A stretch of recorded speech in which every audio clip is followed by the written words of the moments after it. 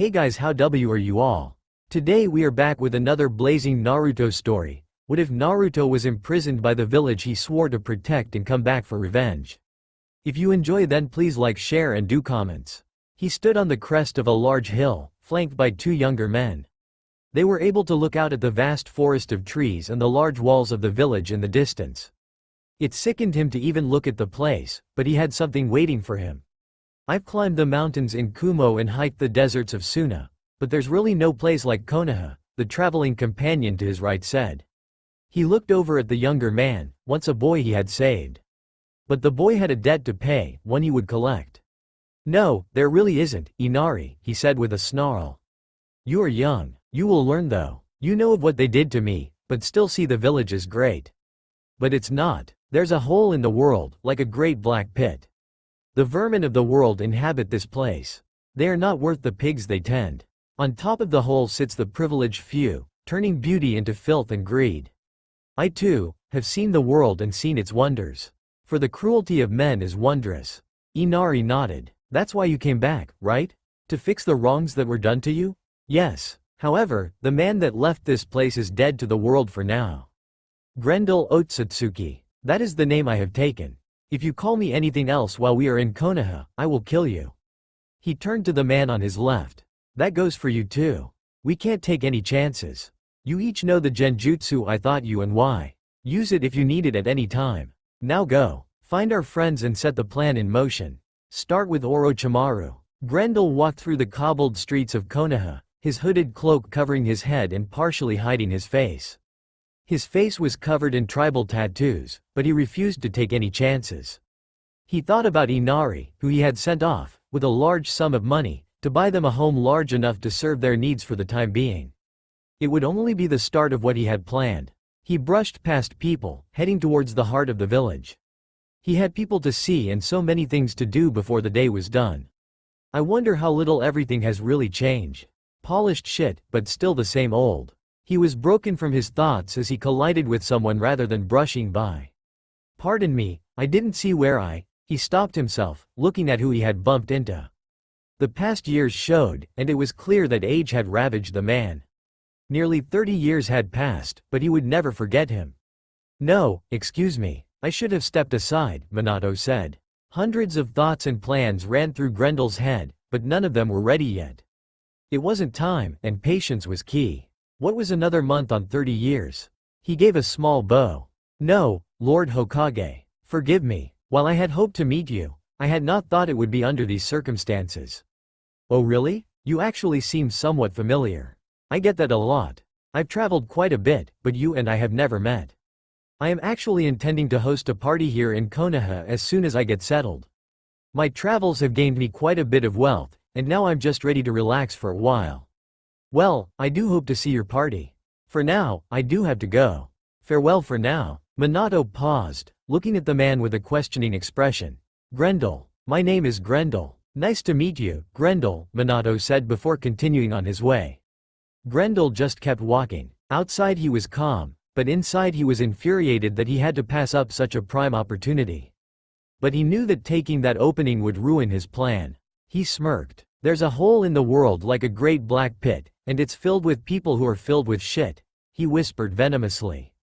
And the vermin of the world inhabit it. But not for long. They all deserve to die.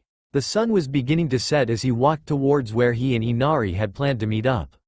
He was ready to get to a quiet place to think, but stopped and stood next to a bakery. The smell filled his nostrils and made his stomach growl. A bell on the door rang out as he entered and stepped up to the counter. There were several pastries encased in glass, but no one behind the counter. He waited, his face taking on a thoughtful expression. His fingers drummed on the case. Can I help you? A woman asked as she came from the back room. Their appearance surprised him almost as much as who they were. Her hair was out of place, disheveled, and the look on her face. For a moment, he thought it was something like shame or embarrassment. He was ready to wave it off before another man walked out of the back and adjusted his clothes. I'll head back home to train with our children, Hinata, the man said. He recognized the man and, as he understood what the implications were, rage boiled and writhed within him. Hinata had been one of the few people that he had liked. One of the few who could garner his truest respect, even after everything that had happened. Yet, she was now with Sasuke Uchiha, one of the few he had always hated. But he suppressed it, concentrated and redirected it. His eyes followed Sasuke out of the bakery before they again locked on Hinata. Her face was red under his stare. "I would like 4 of whatever 3 things you recommend," he said with a smile, ignoring what had happened, for the moment at least. "I'm Grendel, by the way." Hinata nodded and began picking things for his order. It only took her a few minutes to get everything boxed, priced, and put on the counter. "Here you go, Grendel," she said with a sheepish smile. Grendel opened the box and looked it over before smiling at her again. "Good choice," he said, passing her the money. "By the way, I must ask. The look on your face when you came from the back, it makes things so obvious. Why are you bending over for someone as insufferable as an Uchiha?" Hinata's entire face went red. I'm his wife," she forced herself to say. She looked down, avoiding his gaze. "It was an arranged marriage," she said quietly. Grendel leaned forward, brushing the bangs off of her forehead. She tried to stop him, but he had already seen what he had meant to. "Your eyes give away your heritage, and that seal betrays your fate." Hinata brushed away his hands. "What would you know about it?" she asked, finally looking at him with rage in her eyes. Burning bright. Might there be hope? How strong is it really? He thought to himself. "You are pathetic," Grendel said, extinguishing that fire. She was shocked by his words, her face draining and eyes becoming dull. He laughed. "For such a brief moment you had fire in your eyes, a rage burning in an inferno. But you let others dictate your life without argument, without complaint, or even thoughts of hatred for those that would control you. So easily did 3 little words snuff out even the faintest spark. I used to be like you. Pathetic. But now I dream of their screams. I wonder if, when the time comes, you are even capable of choosing your path. It's a shame." He grabbed her hair and leaned in close, pulling her ear to his lips. He whispered something that stopped her breath, made her eyes go wide, and froze her. He continued to whisper for several seconds before letting her go. As he released her, she fell to her knees behind the counter. He looked over the counter down at her and laughed. "Truly pathetic," he said. "How disappointing. Try to tell anyone, and the seal I put on you will kill you in one of 12 random and horrible ways," he said, sounding cheery. He grabbed the box and left, knowing that she might very well be instrumental to what was planned. But even if she wouldn't be useful, the orchestra could still be played without her. Darkness closed in on her, clouding everything. She fought against it, desperate to not be swallowed by it. Something moved around her, a figure she needed to find. She couldn't see it, though she could hear it taunting her. Cruel laughter echoed through the darkness. "I'll catch you eventually," she shouted. "Maybe," the figure teased. "But what are you going to do then? By then, I'll have had my hands on everything you love." Kushina jolted awake, her vision coming into focus. Her arm tingled with numbness and her face was sore from having slept on her arm. She sighed in annoyance, fixing the papers on her desk. It had been a long day at the academy, and now she was just ready to go home and relax with Minato and their daughter. She hummed to herself as she stretched. Her mind wandered to the nightmare and the dark figure. It was so vivid, stronger than usual. She thought about the malice it gave off, compared to the others she had. Pure hatred. I haven't felt it like that since. She shook her head of the thought. She had suffered these nightmares all her life, but they had gotten worse in recent years, and more so in the past months. I should probably make an appointment with the therapist again, she thought to herself. She stood up, her bones popping here and there as she locked up and left. It was already dark out and she was exhausted. She wiped remnants of sleep from her eyes and yawned. Her footsteps were fast, trying to get home quickly. A board came down behind her and slammed into her head. She hit the ground with a thud before a man grabbed her legs and dragged her into the alley. He ripped off one of her sleeves and shoved it into her mouth before stabbing a blade into her ribs. Her reaction was immediate as her eyes flew open and she tried screaming. He stabbed her again. Her vision blurred from the pain. She felt the blade cut into her once again before large hands grabbed her attacker and slammed him into a wall. "What the fuck do you think you're doing?" the newcomer demanded. "I'm hurting them, just like you said was the plan. This is a prime opportunity." She was tired, alone, and in the dark. Her attacker responded. "It was a prime opportunity, but I told you patience was key. This is too soon. You think not of the consequences. They will all burn, my vengeance will make them suffer, but this is too soon. There was a sigh. Yes, master. I understand. Good. Now we have to deal with this. Grendel formed two hand signs before placing his right hand to a wall.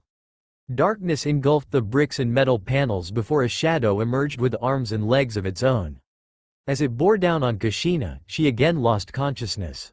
You are rash and impatient, Inari. And I realize now that I have not stressed how important waiting for just the right moment is, Grendel said as he and Inari stood on top of a tall building, looking out across the village. Vengeance against those who betrayed me will simply be a reward for my patience.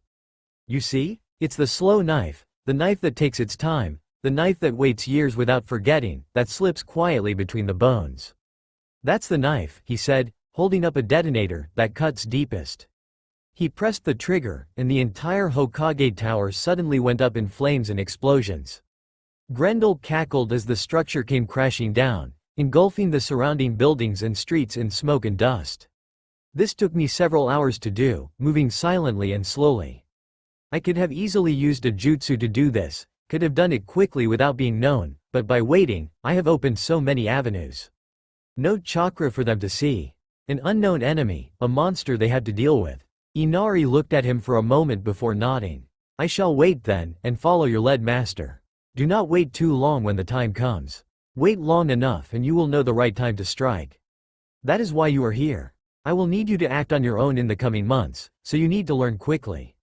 Come, it's time for trial by fire. Minato paced back and forth on the other side of the door, waiting to hear from the doctor. None of them knew where Kushina had come from. In the chaos of the tower exploding, she had seemed to just appear. While most of the people who worked in the tower had gone home for the night, several deaths were reported.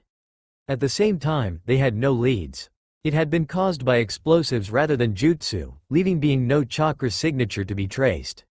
Whoever had done it covered their tracks well, though he had his theories. The doctor stepped through the door, walking over to him. Lord Hokage, I've got good news and bad news, he said. Alright, what's the good news? Well, we don't know who did this to your wife, punctured lung, multiple stab wounds to the ribs, it was bad. On the same token, they fixed her wounds before dropping her off here. The lung had been drained of fluid and sealed with some sort of resin to keep her alive. She's alive. However, the bad news is that she's in a coma. We don't know what's causing it. All of her scans are reading normal and there's nothing wrong with her as far as we can tell. Jiraiya is in there looking for seals that might be the cause of this. Personally, it looks to me like the resin itself could be the problem. But we can't remove it, we tried. It's not something we can identify, can't be cut through, and it lines the inside of her lung as well. Trying to remove it at this point would cause more harm than good. But for now, she's alive. Thank you, Minato said, moving over to a chair. He finally sat down and let his body loosen up. As he did so, memories hit him like a brick. 30 years ago. All debts will be paid in full. The man shouted as he was dragged down a hallway. When he disappeared, Minato stepped aside with the new Tsuchikage, the granddaughter of the last. Why did you give him such a light sentence? She demanded. He should be executed. Whatever the worst sentence is, he deserves it. Or maybe you're just favoring your family. Don't you dare accuse me of letting my family off easy. You and I both know that people in our position can't compromise like that. He's getting the worst. The prison he's being sent to has a rule about sentences over 20 years. If anyone can survive that long they're freed, Minato said. The reason why is because no one ever survives that long. The few that have come out of that place come out changed and broken. He'll die there, trust me. What prison is he being sent to? And why even have that rule? Your grandfather used it, though he hated doing so. Knowledge of it is restricted from the general public. It's worse than the blood prison. The hope of it keeps them from just killing themselves. The point of it is to break them and brutally end them. Trust me, he's getting the punishment he deserves. Present time. Minato jerked awake, the angered screams still echoing in his mind. He sighed and rubbed his eyes. This is no time to think about the past. Grendel walked down the hallway with a sword in hand. Blood ran down the blade's dual edges, forming rivers in the fullers that ran down the central ridges of either side. He cut down anyone who got in his way, anyone who saw him. He seriously hoped Inari would have the timing down for this. Everything had to be perfect. He rounded a corner into a long hallway with 3 guards at the end. Their eyes darted to his bloody sword, transfixing on him. They moved to defensive positions, one of them pulling an alarm just as the power went off throughout the entire building. He smirked that the timing had worked so well before moving in and decapitating the first guard. The second brought a warhammer down on his head. Grendel brought up his sword, pushing the flat of it against the handle of the hammer directly under the head. He pushed the weapon aside, sending blood arcing through the air as he slammed the blade into the man's eye. In one fluid motion he pulled back, blocking a sword strike from the third. As the edges clashed, the guard's sword chipped against his. "Drink, my lovely shatter heart. Drink on," he screamed with glee. His sword began to resonate, making the crack grow until the sword shattered. He lunged forward in a stabbing motion.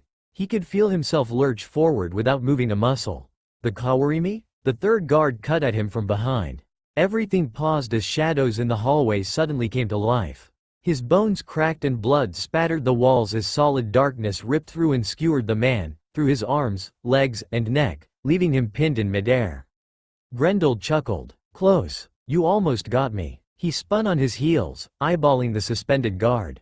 "Bye-bye." The guard was ripped apart, painting Grendel and everything around them in a wet crimson. Without flinching at the blood, Grendel spun again, walking to the door they had been guarding.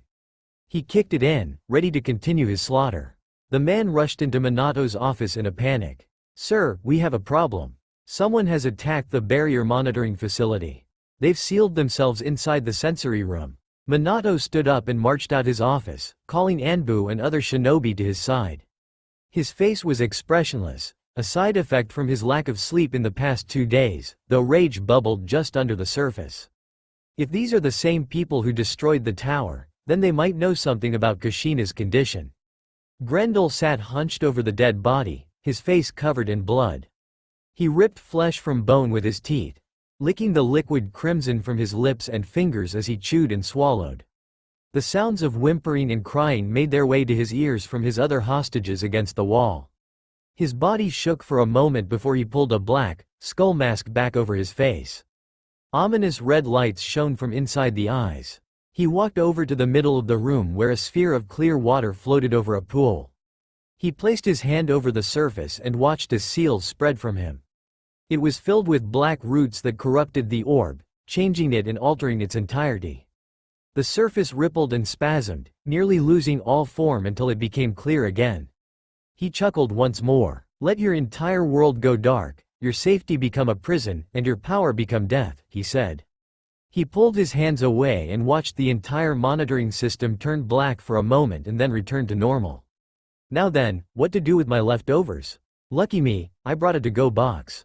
He unfurled a sealing scroll. Minato stood at the entrance to the barrier monitoring facility as Anbu surrounded the building.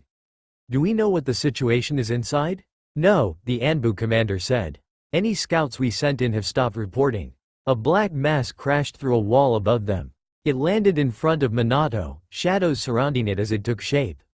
Grendel took form and stood tall, glaring at the aged Cage through his mask. He took a small bow. "At last I have the honor of meeting you, our useless head of state." His voice was distorted, broken and shifting. "Who are you?" Minato asked. Grendel laughed. "Don't you mean, what? I am the face all see at the end of their journey. I am a Jingo." He lunged forward, arm reared back for a heavy punch. Laughter came from his mask as the fist was caught. His elder opponent was visibly struggling to hold back his sudden attack. "I am your end. I am the fire that will sweep through your world and consume it all." He leaned back, bringing his leg up in a hard kick, being blocked again. "I am he who will destroy this village, and no one is going to hinder my efforts." "How long can you keep up something like this?" His voice was calm, but a smirk could be heard on his words. "I'll manage. It's not a matter of if, Minato. With me, it's always a matter of when." He took a backstep, dodging a sword as the Anbu moved in on him. "So many against little old me? How unfair. However, will all of you keep up?" He turned and kicked, breaking one of the Anbu's knees. Blades came down on him and some pulled their guns, but he leapt into the air and grabbed one of their heads on the way down.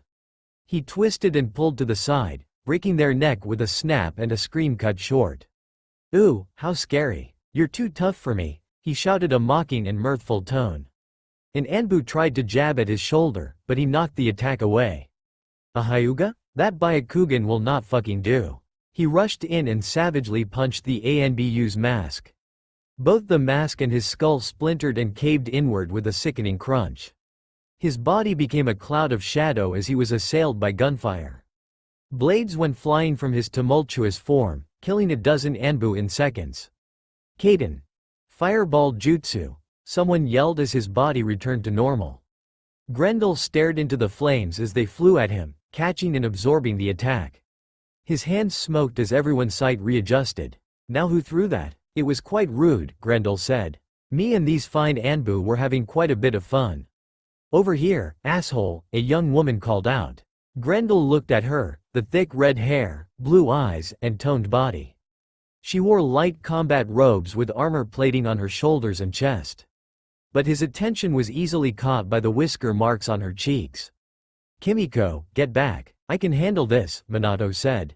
Kimiko Namikaze. Now this is a treat. I thought finding you would be harder, but you've come right to me. You're here for her? Why? Minato asked. It really doesn't matter right now. I've done what I came here to do. I'm going home now, Grendel said. What makes you think we're going to let you walk away?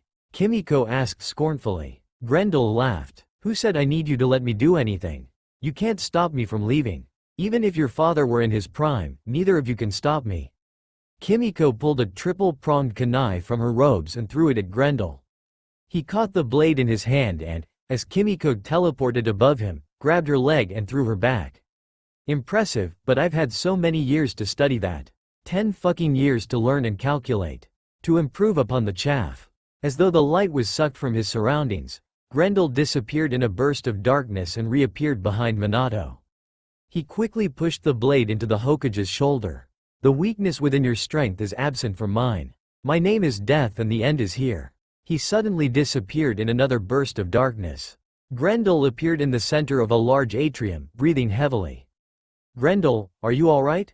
Inari asked as he entered the room behind his master. I'm fine, just excited. He looked down at his trembling hands. I didn't expect her to be there. I knew she was a Junin, but I couldn't have anticipated her intervention. Does this change the plan? She is the plan. This changes nothing. First, we finish the renovations here, and then we move to the next stage. Let's get started. Jiraiya held a hand against the orb in the middle of the room, his face sunken and wrinkled with age. What the fuck is wrong with this sick bastard? Minato asked with disgust. He walked over the bloody floor and around the barrier monitoring system. He looked at the only body left behind, what little flesh still on the bones hanging in limp shreds. I think the bigger question is why he attacked and where the other bodies went, Kakashi said. He stood in the corner with a small book in his hand, though his visible eye was scanning the room intently. The bodies he might have taken to eat, but I have no idea why he attacked. Is there anything wrong with the barrier? Jiraiya stepped back. All of the seals are still in place and fully functioning. But there is a new one. Something added to the formula. But I don't know what it is, or how to untangle it from the rest. Kimiko walked through the Konoha Academy, which had been turned into a temporary Hokage tower in the wake of recent events, towards her father's office. She opened the door, halting as she saw Minato in a meeting with a man dressed in black, his face covered in tribal tattoos. Hey, Kimiko, I'm glad you could make it, Minato said. I wanted you to meet our village's newest financial backer. This is Grendel Otsutsuki. Grendel turned in his seat to look at her. It's a pleasure to meet you, he said, holding a hand out to her. I've been meaning to acquaint myself with the Namikaze family while I settle in. Kimiko shook his hand, smiling. Nice to meet you. While I'd like to socialize though, I was told there was a mission for me. She looked to Minato, standing at attention. Loyalty is as ever-present as always here, Lord Hokage, Grendel chuckled. We'll get plenty of time to socialize, don't you worry. I'm actually the one hiring you. I need an escort to an old family estate. I'll get my team ready. Actually, if I may, I would like for you to be my only escort. And why, exactly, would you want that? Minato asked. I don't need protection, I can handle myself well enough. Truth is, I get lonely without someone to talk to. Makes me stir crazy. And why did you ask for my daughter specifically for this? Grendel shrugged. How better to get friendly with politicians than through their family and with money? Look, I know that recent events have your people on edge, and I completely understand it, but this is also the mission request. What do you think? Minato asked, looking as Kimiko. She looked Grendel over. I can handle it. Excellent, Grendel exclaimed with glee. I'm already packed. I will meet you at the East Gate whenever you're ready. Kimiko watched Grendel leave. Can we trust this guy? I'm not sure, Minato said. It's why I'm giving you complete authority to unleash the Kyuubi if it becomes necessary. Grendel walked along an old road, chatting calmly with Kimiko as they traveled east. They had gone at a calm pace, not talking until the second day. He began by slowly prying into her personal life, asking simple questions and tugging at any loose string. He unraveled any he could find as far as he could, always stopping just before she became uncomfortable. So, what was your childhood like? He asked, more blunt than before. I'm interested in how you grew up, being taught and raised by the Hokage and Kushina Uzumaki, two of the most powerful shinobi to this day, even with their age. It couldn't have been easy. Kimiko was silent for a time, and he did not press her for answers. He waited, watching her, gauging her reaction. It wasn't, she said, after a time. The training was hard, they were busy when we weren't training, and it's a lot to live up to. I bet it is. It's not easy living in someone else's shadow. So you know something about that? Grendel shrugged. You could say that. My parents were powerful people, and my clan was the definition of endurance. But they were betrayed, forsaken. My clan was all but wiped out and most of the survivors chose to let it fade away. What was your clan? Kimiko asked. There was silence for a moment. We'll be at my estate soon. How much farther is it? Grendel pushed a branch out of the way, revealing a beach. In the distance, a large island sat on the horizon. Do you know what that island is? She shook her head. No. What is it? As I thought. She is happy letting it rot and be forgotten. I already have a boat waiting for us down there. He pointed at the edge of the water. Come on. He stepped onto the sand, walking to a small rowboat. Give me a hand with this. They pushed the boat into the water and jumped inside. Grendel rowed, staying silent as they approached the island. It was an eerie quiet, the sound of the paddles against the water standing out against the silence. A thin fog permeated the air and sent a chill down Kimiko's spine. Several minutes passed until they landed. Kimiko looked around at the ruins around them, crumbled buildings and destroyed areas. Grendel moved among the rubble, gently running a hand over stones and fallen pillars. They care about honor so much, but I have stood in the ashes of a million dead souls, and I tell you that honor doesn't matter, Grendel said before he started to hum. What is this place? Kimiko asked. It feels so cold. So dead? Yes, it does. No one has truly lived here in decades. This is Uzu no Kuni, the land of whirlpools. Uzu Shiogakure. Look around you. Do the engravings on the pillars look familiar? She looked at a spiral carving, one hand wandering to a faded patch on her shoulder. It's the same insignia as in Konoha. But it's different, like my old patch. The symbol of the Uzumaki clan. Your mother's name, before she changed it to Namikaze to hide her heritage, was Kushina Uzumaki. She is part of the clan that once held this land as dominion. You, a woman in Kumo, and me. You're an Uzumaki? But I thought that. My past isn't entirely one of peace and goodness, so I've spent many years using the name of a clan that's been dead for centuries. The Otsutsuki clan died out a long time ago. In truth, we are all that is left of the Uzumaki clan. There used to be another, a man named Nagato, but he had fallen to a path that put him at odds with me. I've come across others scattered about, few and far between, but they are out there. But there were once thousands of us. We were once a people of hope and prosperity. Grendel sat on the ground and sighed. I sometimes wish that history and people had been kinder to this legacy we are left with. I've been working on plans to rebuild the nation, but what of the clan? We're all but lost, and I don't know what to do about it. Kimiko sat next to him. Why are you telling me all of this? Because this is our legacy, and I don't want it to die with me. He watched as the sun began to set in the distance. It's one of the major reasons I went to Konoha. For you, Kushina has no interest in this, but I can't let you go on without knowing what they've tried to deny you. At the very least, I want the knowledge of who we were to carry on. I will pass on what your mother refuses to. Kimiko walked into the village with Grendel at her side. They had traveled back to Konoha in silence, and now that they were back, she looked solemn. Will you come visit me, when you can? Grendel asked. She looked at him. This is a lot to deal with.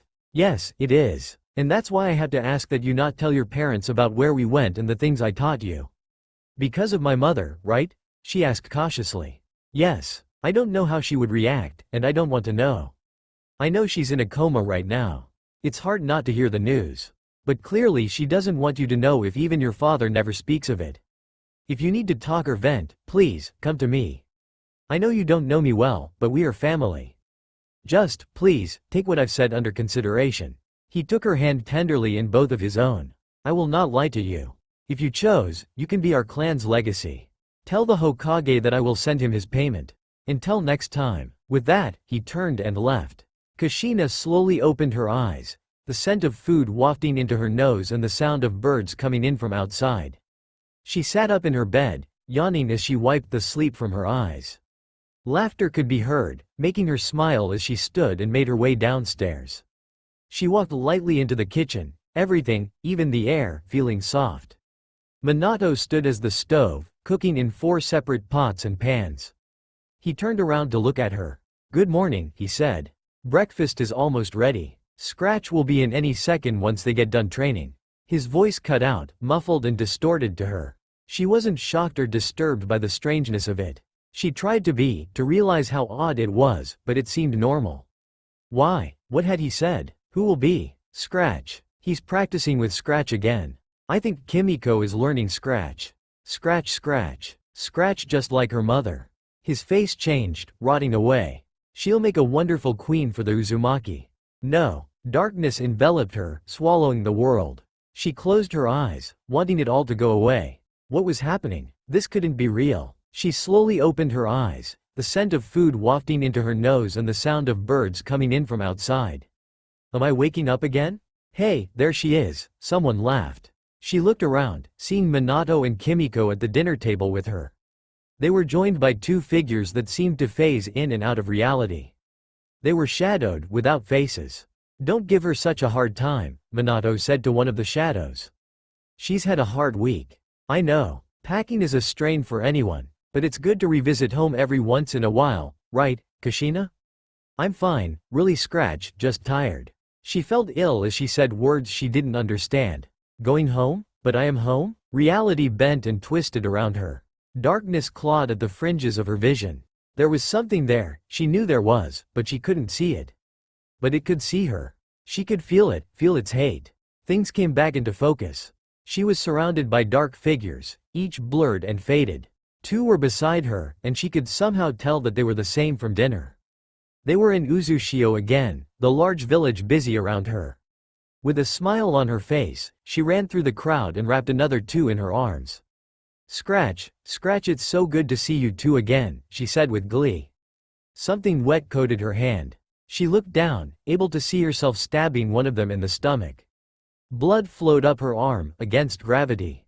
The sky became dark. Stone buildings crumbled to dust and rubble around her. Screams could be heard. Scratch. No, no Scratch. Don't leave me, she cried. She looked around, desperate to find help.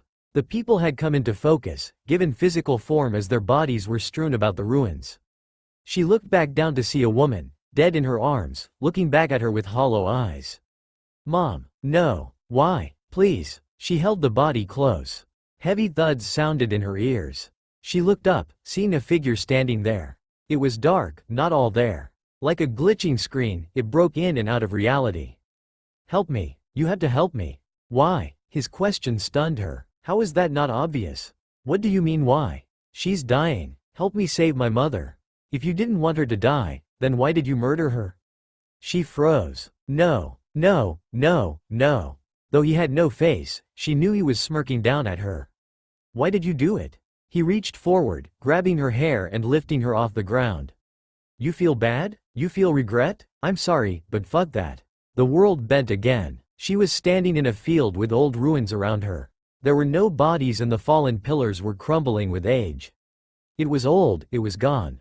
She could forget. The sky ripped open, letting darkness descend on her. Shadows covered the ground. Rotting corpses fell from above, littering the earth, filling the air with a foul stench. She cried at the sight, seeing the faces she knew, the dead hating her. Something moved to her left, catching her watery gaze. Limbs moved, snapping back into place to lift their body. Kushina, the dead said. Its face filled her with terror. Shadows filled the body, giving it life and turning it into the figure that had been taunting her. Kushina, watch. Watch as we reanimate the corpses that you abandoned.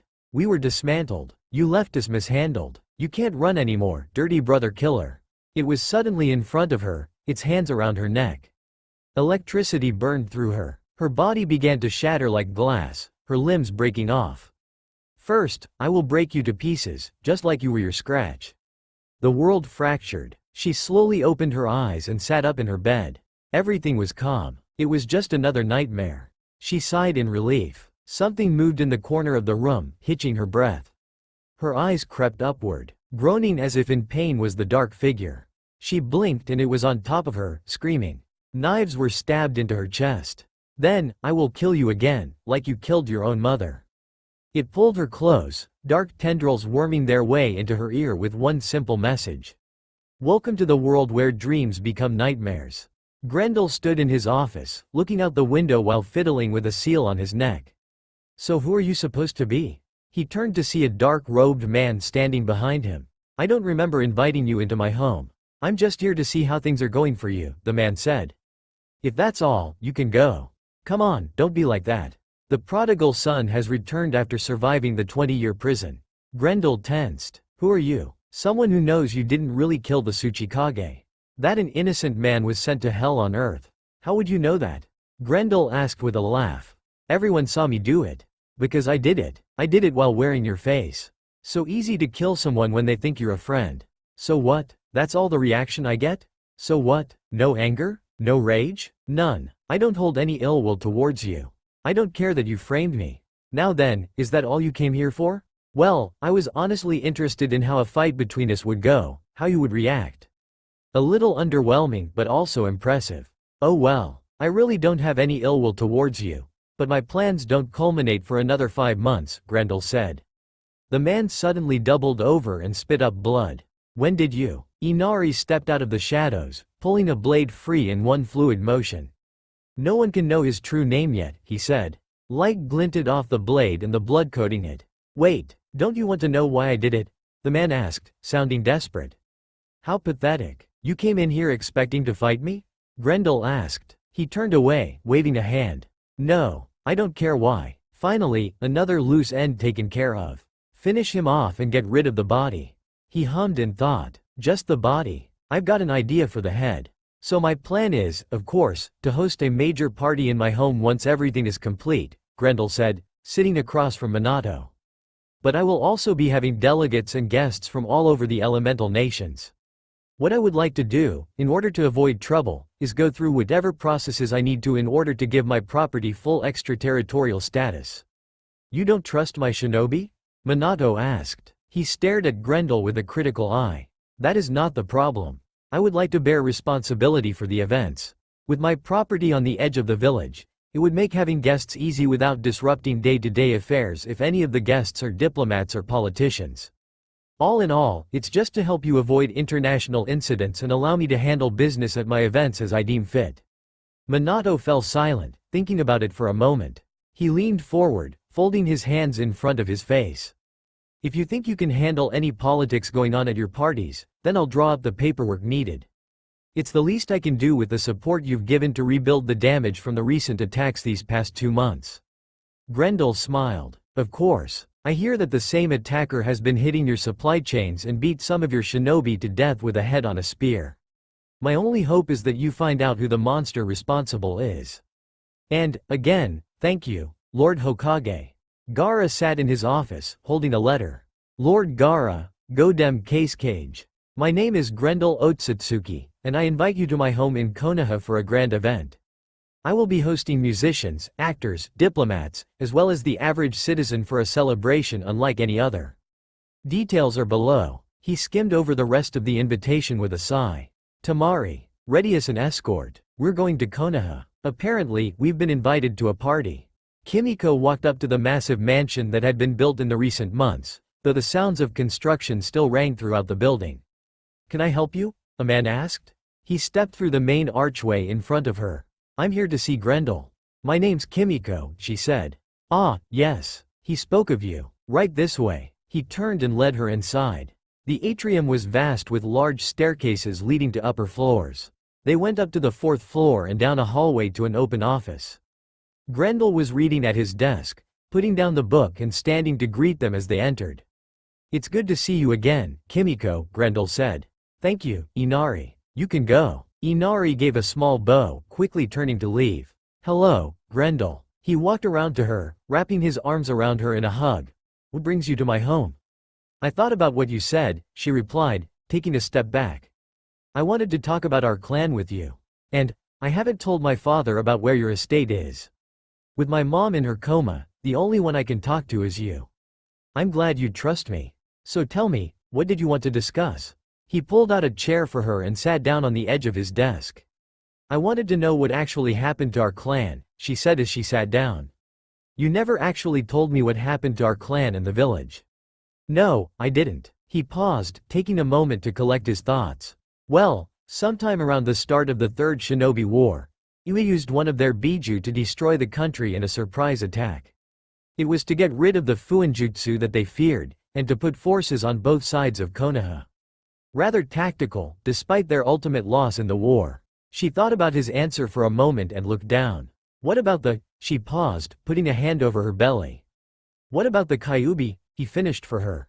Her eyes went wide, slowly looking up at him. "How did you know?" "My guess is, you want to know about the seal used to put it in you, and why your mother put it inside you instead of someone else.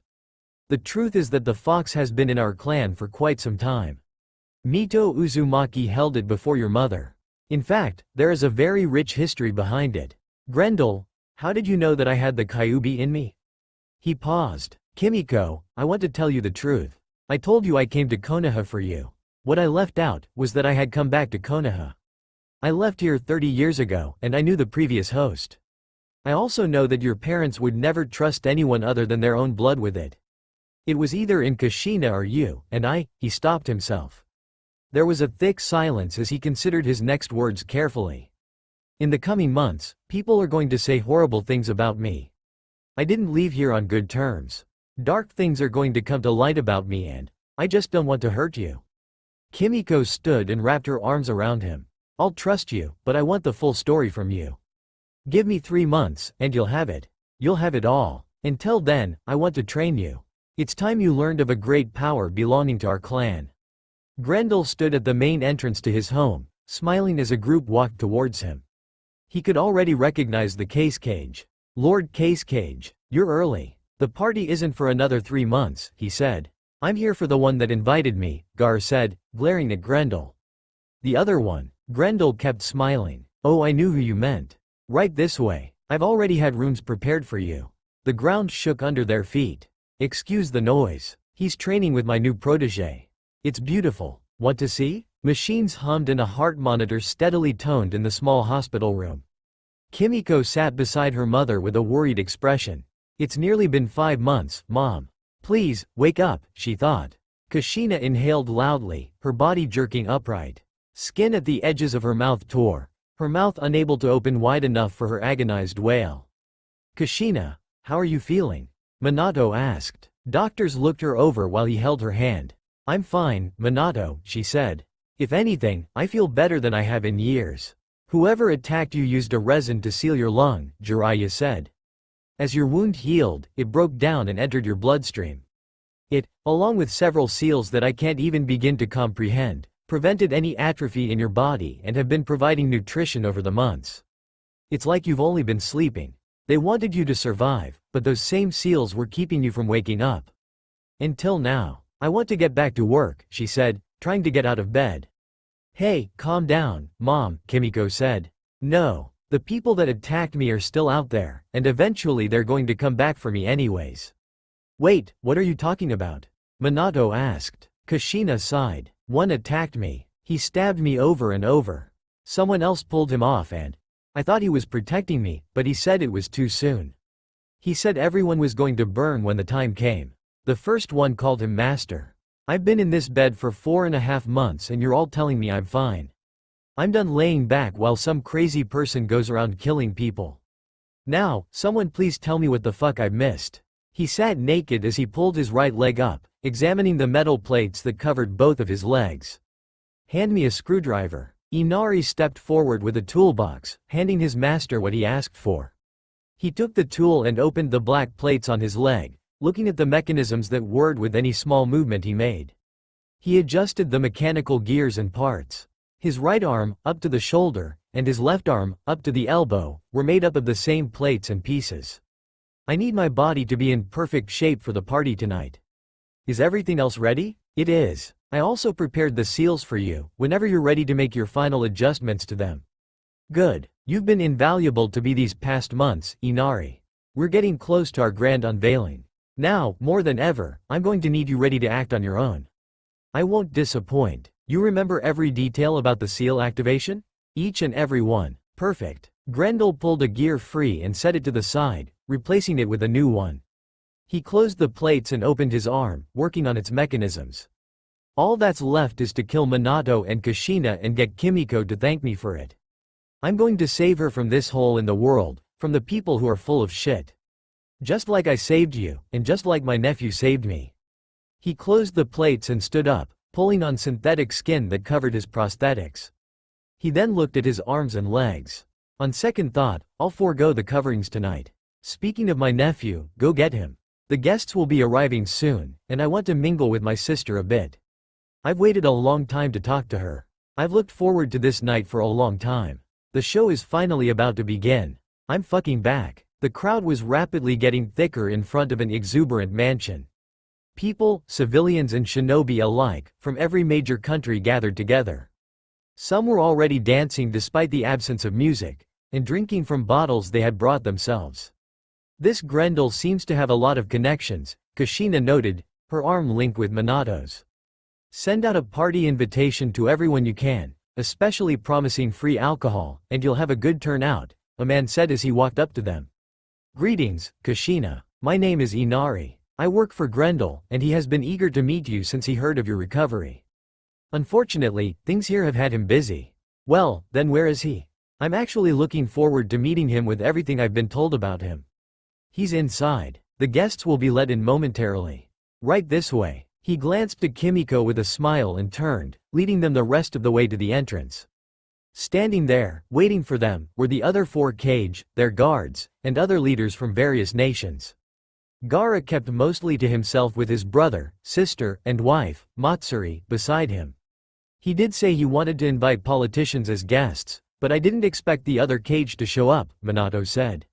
"Apparently our host wants to make a big impression with everyone," the Tsuchikage said. He adjusted his red and green robes and pulled off his traditional Kage hat. Kushina thought he still looked young for being in office 10 years already. "It would seem that way," Minato replied. "Yes, my lord does want to make a big impression, but with so many people from all over the world here, we do have one request for their leaders," Inari said. He pulled out a small book. "This is a contract detailing that you, as the leaders, bear responsibility for helping keep your people in line. While my lord has every intention of keeping the peace himself and enforcing his rule, he understands that there may be tension and doesn't want a political incident to cause problems here. This is merely a request that you agree to order your people to stand down if trouble is started, as well as to not start any yourself." "So why sign the contract?" The Raikage asked. Killer B stood next to him, nodding to a rhythm in his head. "Because it's written with seals," Kushina answered. "My guess is that a drop of our blood is to serve as our signature." Inari nodded. "Correct. If you would like to go over the seals to ensure that is all that they do, my lord encourages that you do. All he asks is that you use a blade to slit your finger and press it to the paper. Any finger will do. Though, while it's not necessary, he would like you to sign it as well, Kushina, and you, Lady Matsuri. With you being the wives of Kage, he would like those who may speak on their behalf to do the same, though it is not needed. As I said, this is merely to ensure that you help keep your people from starting trouble in his home. Should they become problematic either way, he is more than happy to deal with them himself." Kushina looked skeptical, but Kimiko stepped forward and pushed a bloody finger to the paper. "If that's all, it's perfectly fine," she said. Her parents shared a look and nodded.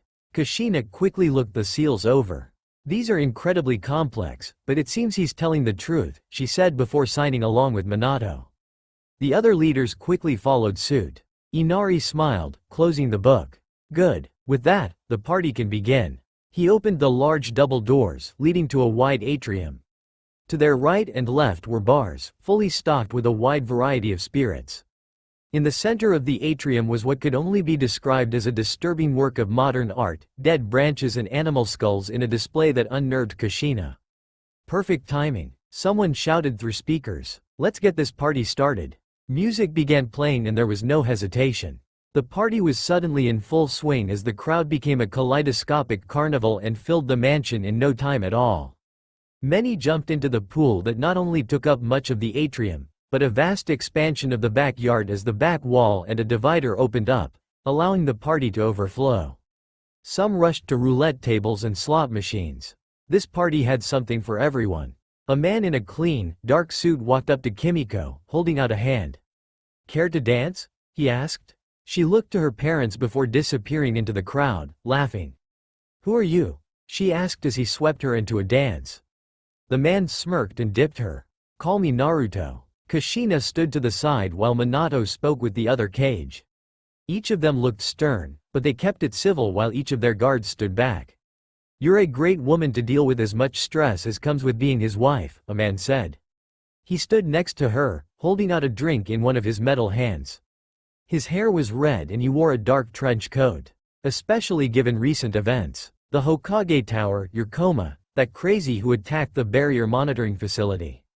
She took the glass but didn't drink. The look in her eyes was dry and annoyed. It has its moments. And who are you? Just a man with the right connections. So, how are you doing tonight?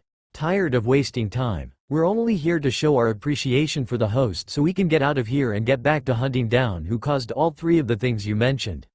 But we've been here an hour and can't find him. The other cage talking politics doesn't help. Ah, I see. Well, I'm sorry I took so long, and I was hoping to mingle for a bit, but if you have no interest, then let's get started. Would you please get your husband and the others to calm down? I'm about to make an announcement. He walked to the side and got on top of one of the bars.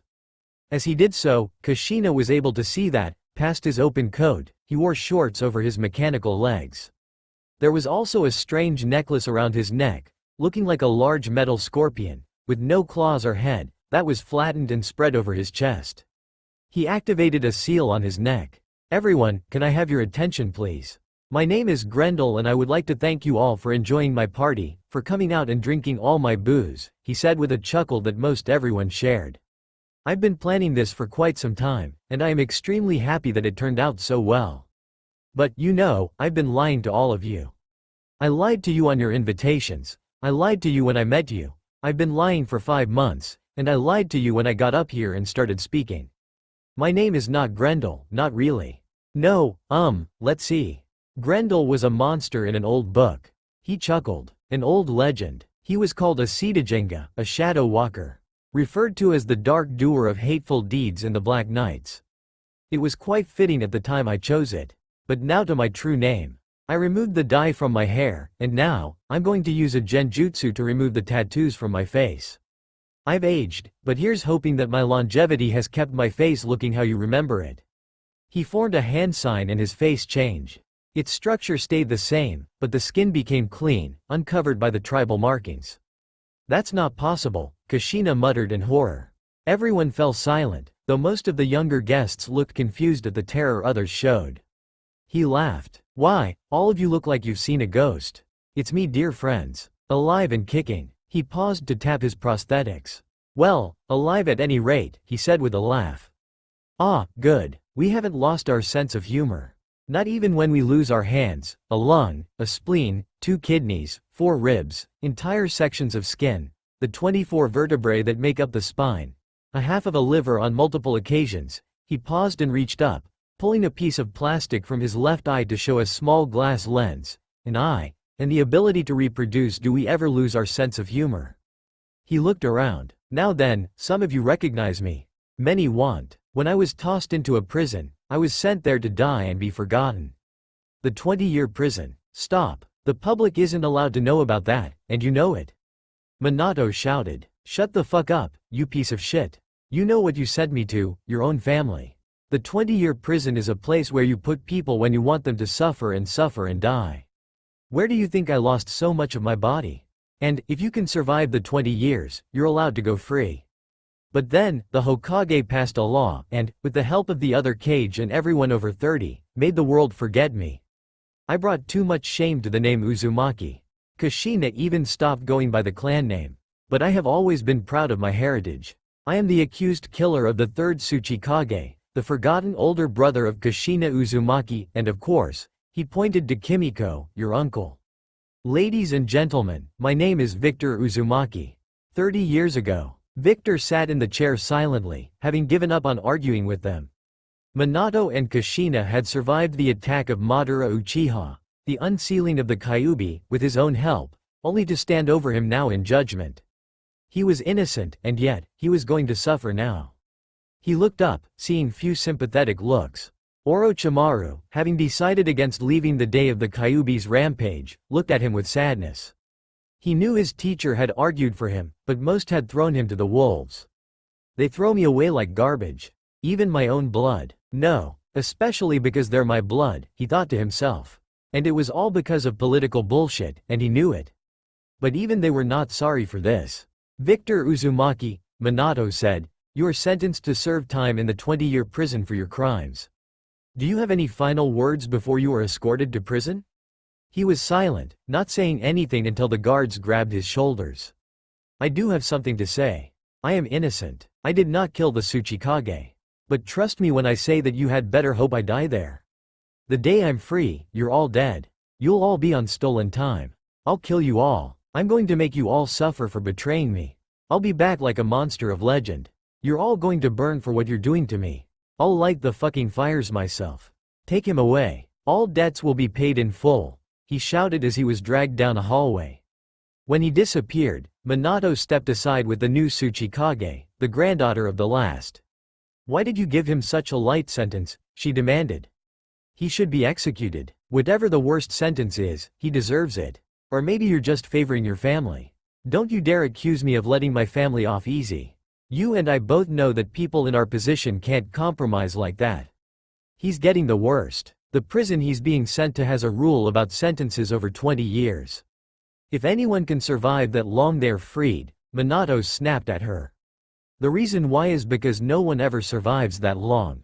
The few that have come out of that place come out changed and broken. He'll die there, trust me. What prison is he being sent to? And why even have that rule? Your grandfather used it, though he hated doing so.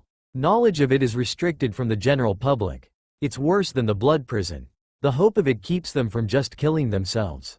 The point of it is to break them and brutally end them. Trust me, he's getting the punishment he deserves. Minato moved to pull a blade from his coat, managing a single step forward before veins bulged through the skin. His body locked up, leaving him unable to move. None of that now, dear brother, Victor said. Seals, remember? You know, something even my sister wouldn't be able to tell you about those seals, is that they are more than just, obey the rules seals. They're, obey my fucking rules and don't start a fight or I'll fucking make you beg me to let you die because I just put a booby trap in your DNA, seals. Don't worry, they still only force you to do what I said. Keep the peace on my property, and you don't die. Of course, I may have left out that you are not allowed to revoke my home's extraterritorial status. Now calm down, and stop intending to kill me. Then you'll be able to move again. Seconds passed before Minato's body relaxed. Even without the seals, your honor would never really let you kill me. I served my time. I survived what you meant to kill me, but I did served my sentence. And the witnesses? With my announcement out of the way, why are we just standing around? Free booze? Free food? Whoever wants to party, whenever they want to party, is welcome to my home at any hour on any day. Some people cheered, but the older members of the crowd still looked grim. He pumped a fist into the air. The beer will flow, the music will play, and the party will go on until I have run out of money to keep it going. The music began playing again, and regardless of some of their inhibitions, some were now too drunk or too young to care. They began to dance, and many went along, keeping up with it. Would the Cage and Koyuki Kazuhana please report to Victor's office? Victor's voice asked with a chuckle over the speakers. I repeat, please report to Victor's office, thank you. Where is Kimiko? Kushina asked, looking around. She's right this way, madam, Inari said as he walked up beside her, Minato, and the other cage. If you would all follow me this way please. And if we have no desire to see Victor Uzumaki? Gaara asked. Then feel free to stay and enjoy the party or leave. This has really just been leading up to that announcement, but if you would like to know more, confront him, or see the one who sent you your invitation again before things get too heated. Lord Cage, you may all follow me. Gaara stared at him for a moment before nodding. Fine, I will follow as well. And I'm coming for my daughter, you son of a bitch, Kushina snarled. My mother was a good woman, but you're quite right, Inari said. She was far too submissive. I guess that's how her and I wound up slaves before my lord freed us. Don't treat me like I'm shit just because you're angry at Victor. You're the ones who betrayed him. I don't know much about this man, but he killed the third Tsuchikage, the Tsuchikage said, stopping Kushina from responding. I'd like to know what's going on as well. Mei, the Mizukage, smirked. Victor's just as good looking as the last time I saw him. The medal is just icing. Count me in, she said. Aside, crossing his arms. I refuse to be the only cage not knowing what's going on, so lead the way. Well, now that I know everyone is going, Koyuki and Kimiko are waiting with Victor, this way. I did not lie to you, Victor said. He stood next to Kimiko, trying to get her to look at him. You came here to get back at my parents for something they did to you 30 years ago. What role am I supposed to play in your master plan? She demanded. Should I wait outside? Koyuki asked as she stood in the corner. No, just. Victor sighed and looked back at Kimiko. I came here for you. To protect you, to save you from them. That has never been a lie. My never telling you that you were not my only motivation was a half-truth at worst. Your parents, my sister and brother-in-law, betrayed me. When I finally I came back to ensure that they could never make you suffer the same fate. He is telling you the truth, another said. She looked over at the man she had been dancing with before. He had rough blonde hair and a rugged look. And who are you? You work for him? No, I work with him. We share a goal. His eyes, red and dark enough to be mistaken for brown, changed to a vivid crimson. Kimiko, when I was 15, the day they sent Victor away, I tried to take you from Konoha, when you were a baby. The eyes turned into an ocean blue. I know what it's like to have to choose between freedom and family, and I know what it's like to have to choose between family and family. When I tried to take you, my parents knocked me out and ripped the Kyuubi from me. When I woke up, I was in a morgue. He wiped makeup from his face, revealing whiskers on his cheeks. My name is Naruto Uzumaki. I'm your brother, Kimiko. I don't have a brother. They would have told me. Would they? Like they told you about the Uzumaki, about your uncle? There's a lot that they tried keeping from us. They didn't just want to forget the Uzumaki because of Victor. It was in the past, meaningless to them, worth forgetting. They tried to stop me from learning it, but I took all the knowledge about it from their library before they could get rid of it. And then I went to my uncle. I was always closer to him. He was always ready to teach me. There was a knock on the door. My lord, the others are here, Inari said from outside. Send them in, Victor said. Naruto adjusted himself for a moment and took a breath. The moment Minato came through the door, he lunged forward with a savage punch that sent his father to the floor. The others were too shocked to stop him as he stepped forward and kicked Minato in the ribs. He took a knee and started punching in a blind rage. You like to hurt people? Victor? Kimiko? Me? You don't care what anyone feels. It's time for you to feel agony. Enough, Victor shouted. I think you've made your point. Not nearly enough. I didn't get to make the point to my mother yet. But you're right, Naruto said. He stood back up and looked at his knuckles. He wiped blood, both his and Minato's, off on his pants. Hello, mother. He glared at Kushina. 30 years ago. Naruto grabbed Orochimaru's arm as he came outside. What happened in there? Where's Victor? He asked in a panic. Orochimaru looked down. I did what I could, but they sent him to a place I wouldn't go even in my crazier days, and they've already left. I'm sorry. No, please. There has to be something we can do. Orochimaru sighed, his eyes darting back and forth as he glanced around. There is one thing. We could free him while he's in transit. You would need to meet me at the West Gate as soon as you can. Grab whatever you need to take with you. This is treason. We won't be coming back. Naruto nodded. There's only 2 things I need to grab. And sensei, if I don't show up in 5 minutes, go without me. Get him back. If that happens, I'll meet you at that safe house we hid in during Kirigakure's civil war. Naruto disappeared in a shunshin and reappeared in his home. He ran to his room and reached under the bed, pulling out a large scroll that he then sealed into a tattoo on his arm. He then turned and walked down the halls to another room. As he stepped inside, there was cooing from a crib in front of him. He moved close, looking down at his baby sister. "Let's get you out of here, Kimiko. We can't wait for them to betray us too." "Betray you? You're the one about to kidnap my daughter," Kushina said behind him. He turned around to look at her. "What would happen to her if I left her with you? You're letting your own brother be sentenced for a crime he's innocent of. What would happen to us if we're left with you? People saw him do it. There's nothing we can do. We live in a world where people can cast illusions with the wave of a hand. It's bad enough that he was captured by Iwa before escaping and coming back. The things we left him behind to suffer. And now he's got to endure more? Whenever I've wanted to learn more, to be more, he's been there for me. Now I have to be there for him." Kushina sighed. "I'm sorry." She rushed in and sent a fist flying at Naruto.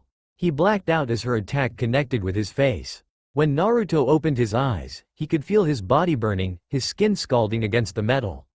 He looked around, seeing that he was in some sort of lab. As he tried to sit up, there was a stabbing pain in his stomach. He lifted up his shirt to look at the seal only to see a large burn scar in its place. No, what happened? Kurama? Kurama? He closed his eyes and opened them, looking around his mindscape. "Kurama," he called out. "Where are you? Please, don't be gone." "Over here," called out a rasping and hollow voice. Naruto looked around and saw a thin, red haze trying to take form. It could barely stay together. "What happened to you?" "Your parents tried to extract me. They took everything. I'm barely hanging on." Naruto stepped forward and put his hand in the cloud, funneling chakra into it. "Take whatever you need. I'm just not sure what I'd do without you. You'd be dead." "I resisted their extraction as best I could. But the only thing left now is my consciousness and what little chakra comes with that." "How did they not take your mind?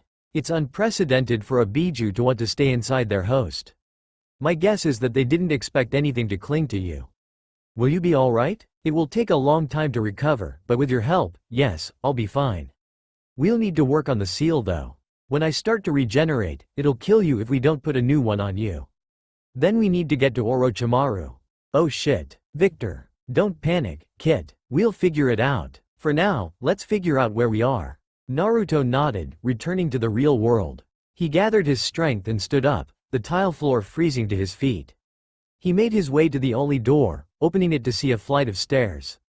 He ascended, finding himself in a small cabin. He was alert, listening for any presence. Orochimaru came around a corner, stopping at the sight of Naruto. He ran forward and grabbed the boy in a hug. "You're alive. I thought they had killed you, that I was too late. I had to go back for you when I felt the seal unraveling. I grabbed your body, but I thought you were dead. They did extract Kurama, mostly. But how did you know? Me and Jiraiya were in charge of monitoring the seal and its key. I knew as soon as they started. And what about Victor? Where is he?" Orochimaru stepped back. "Your father showed up as I made my attack. I wasn't able to get Victor out. He's gone." Naruto looked down. "Then what do we do now? We can't go back home. Victor did slip me something before I made my escape. A list of the Uzumaki he knew about. There's one not far from here. A woman named Karen." 20 years had passed slowly, and Naruto stood quietly outside the main gate of a facility he couldn't see. It was impossible to see over the large walls. The gate began to open and a single man walked out. "Why are you here?" he asked Naruto while lighting a cigar. "I'm waiting for my uncle," Naruto said. "Almost no one ever makes it out of here, you know that, right? No one is ever waiting for these people." "Well, I am. If he does get out, he's getting out today." "And who is your uncle?" "Victor Uzumaki." The man froze. "I see. You're right. They're preparing him to be released now. The poor bastard." They waited in silence until the gate opened again, this time allowing a woman to cart out a man in a wheelchair. Naruto kept a hard gaze. "You look like shit, Victor," he said solemnly. Victor laid in a bed in the land of spring, slowly recovering as Koyuki and Naruto worked together on seals and cybernetics. Metal prosthetics had been attached to what was left of his body, though there had been many failures. He had drawn into himself and responded to little, making tests of the cybernetics difficult. It was as he laid alone that he could feel the air change. He pushed threads of chakra into the wires and metal rods sticking out of his arm and legs. His body shivered as he moved his new fingers. A woman walked out of the shadows and looked down at him with a grin on her face. "I finally found you." Something about her tone, made him react. Something came to life. "So you have." "I'm sorry, who are you?" he asked. His memory failed him. Flashes of surgeries ran through his mind, the things they had done to him. His eyebrows lifted and he had a thin, confused smile. She laughed. "What, you don't remember me?" "I guess not. I'm probably just a nobody to someone like you." "I guess so. Kuritsuchi. My name is Kuritsuchi." He paused, and something clicked. His smile faded. The red clothes, the Iwa headband, the name. It all came back. "Ah, so it's you. Get ready. 'Cause this nobody has come back to cut the life out of you." She climbed on top of him and pulled a blade. "I'm going to enjoy watching the life leave you." His limbs came to life. Rolling over, he knocked her to the floor and put himself on top of her. His knees pinned her arms to the floor as he wrenched the blade from her hand, throwing it across the room. His metal hands locked around her throat. "You're right. You don't mean anything to me. And yet, you spent the last 20 years waiting for the chance to kill me. And then today, somehow you found me. And now, here you are. You've come to kill me. Isn't it amazing how things work out? This was the last thing I ever expected. Oh, I remember now. And it's all thanks to you. I remember everything. How I started, what drives me. All thanks to you. Now, how about we celebrate with a meal?" He began to grin sadistically. "I'd love to have you for dinner." "So you did survive," Kushina said, still too shocked to react to Naruto's attack on Minato. "No thanks to you," Naruto said venomously. He grabbed Minato and picked him up, dropping him in a chair as he came to. "Well, come on in. We haven't got all fucking day." As reality set in, Kushina quickly pinned Naruto to the wall. Naruto laughed. "Go ahead, kill me. Maybe this time you'll do a better job than when you tried to extract the Kyuubi." Red light filled the room as thick red chakra surrounded him. "How?" Kushina tried to ask. "When I said enough, I did not just mean for him." Victor shouted. "He started this fight, I can finish it." "Do it," Naruto said, goading her on. "Spare the rod, spoil the child. I'm prepared for it. You left a huge ass burn mark on my belly, I just had to return the favor. Finish the job this time. Stop half-assing everything you do. Whatever punishment you have for me is worth it now that I've left a mark worth leaving. Do it. Show everyone, show my sister, the monster you are." She glared at him before growling and stepping back. "Can we all relax and take a breather?" Victor asked. "Look, I know not all of us have been on the best of terms in the past, but let's be honest. Most of that was your own faults. How do you have the Kyuubi too?" Kimiko interrupted. Victor sighed and began rubbing his temples. "I swear to all that is holy, if I die of a brain aneurysm now, I will haunt each and every fucking one of you." "Go ahead, Naruto, answer her." Naruto nodded. Mother Dearest wasn't exactly one of his favorite hosts. In fear of being nailed to a rock again, he resisted being extracted. Part of him was left behind and his mind was split. You have part of him, and so do I. It took a long time for him to regenerate, but eventually he did. That's how. Victor nodded. Good, yes, explanations. Any other questions? Or can I get back to my speech? I spent 30 years planning this bullshit. I do have one, Gaara said. Why now? You were released 10 years ago. Why only return now? Believe it or not, my accounts were frozen or emptied when I was released. He paused, stood, and began undressing. As he got down to only his shorts, it showed the connections between his cybernetic limbs and his body, where wires were visible beneath the skin. Took a while to get used to what was taken from me. The daily maintenance, the fear a random lightning bolt will strike me during a thunderstorm. You know, shit like that. Now then, Victor continued, I think it's important to lay all of our cards on the table. This time, I did actually kill the last Tsuchikage. 10 years ago when she disappeared, and while I was being rebuilt, shall we say? She hunted me down after I served my sentence and tried to kill me. So I killed her. The atmosphere of the room tensed. Hey, you tried to kill me during the war. I can't blame you, but given how many of your men I ripped apart, I imagine you're itching for a chance at my throat. But of all the people who want to kill me, who's first in line? Minato was the first to act upon it, but it was you, Kushina, who also had hatred in her eyes. But it was worse. Cold and controlled. A calculating hatred. Why? Was it because of the crime I was accused of 30 years ago? Me being a better teacher to your son, him preferring me? Was it that I could carry on the legacy you wanted to abandon? Or was it that you missed out on 5 months where I had the chance to save another of your children from your betrayal? You know what, I think I know the reason. Shall I share it with the group? Shut up, Kushina shouted. I should have killed you years ago, along with the so-called legacy of a dying clan. Victor grinned smugly. Do you still want me dead? He pulled a book from his desk. Don't do it, Victor, Naruto said. She'll just burn it. It's a copy. I want to see how far she goes. You want to kill me so badly, Kushina? Here, a book of all the old Uzumaki laws. In it, I'm sure you'll find some way to nail me to the wall. Force a fight in a way where I can't hide. And trust me, that book is going to be the only way you have the chance to kill me. As Kushina reached out to take it, he pulled it back. My sister, I am begging you to not do this. I do want us to be a family again. I have this whole time. He handed her the book. As for the rest of you, you're only here because of the entertainment value. What better audience for what's to come than the leaders of the world? There are rooms for you if you want them. Otherwise, enjoy the party. Wait, that's it? I asked. You came here for a party, you met the host, and you got a bit more. Either enjoy the party some more, or don't. That's your choice. You can go now. Naruto, when's the family supposed to arrive? They'll be here in a couple hours. You can go now, Victor said venomously as he looked up and saw the cage still sitting or standing there. Naruto walked out through the main gate, moving quickly. He had a destination in mind, but it was ripped away as someone grabbed him and slammed him into a wall. You said that you were Naruto, you bastard. Hinata all but yelled at him. Naruto smirked and pushed his hood away to reveal his face. But it is me, Hinata. It was me in the bakery 5 months ago. Wearing my uncle's face under a henge made business easy these past few months. She let him go and backed up, crying. It's been so long. Yes, it has. Tell me, can you free yourself from your chains? Can you kill them all?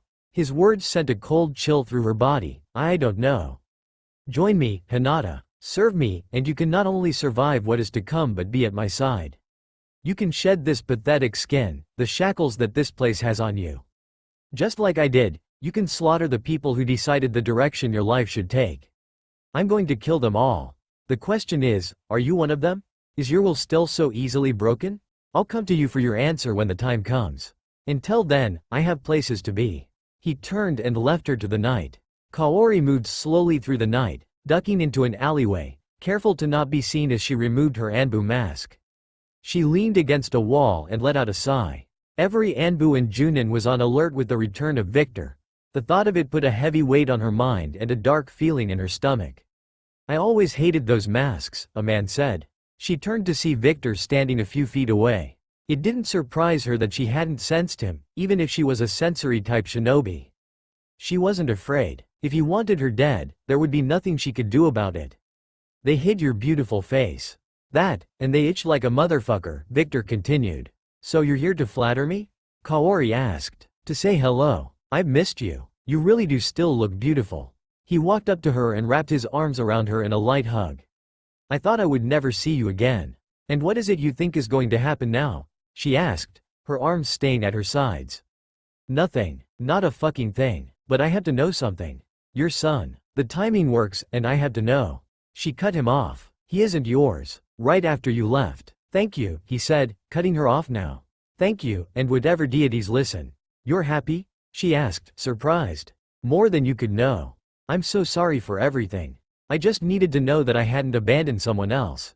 I love you. I'm sorry. For everything. For this. His arms tightened around her. Your loyalty lies with Konoha. You turned me in when I returned from Iwa. You betrayed me. And you would do it again. She choked in his arms, her bones popping and cracking as his grip began to crush her. Good night, he whispered. Victor walked through Konoha, happy to use his own name as he went about his business. Though, he was doing it to antagonize Kushina and Minato. Every step he took, he was waiting for them to make their move. He made his way towards Kimiko's home, hoping to talk to her now that the tensions of the night before might have eased. He stepped up to the door and knocked. When the door finally opened, Kimiko looked at him with tired eyes. Last night, I told you that you weren't the only reason I came back. Even if it ruins all of my other plans, I want to tell you the other reason. I told you that I wouldn't lie to you. To prove it, I want to tell you everything." She stared at him for a minute before stepping aside and letting him in. He moved slowly, calmly, into the living room where she guided him and sat down with him. "Let's hear it," she said. He sighed and thought about where to begin. "I came back to torment Kushina and Minato, and, should it come to it, kill them. I don't want to. As a matter of fact, I was hoping we could still be a family.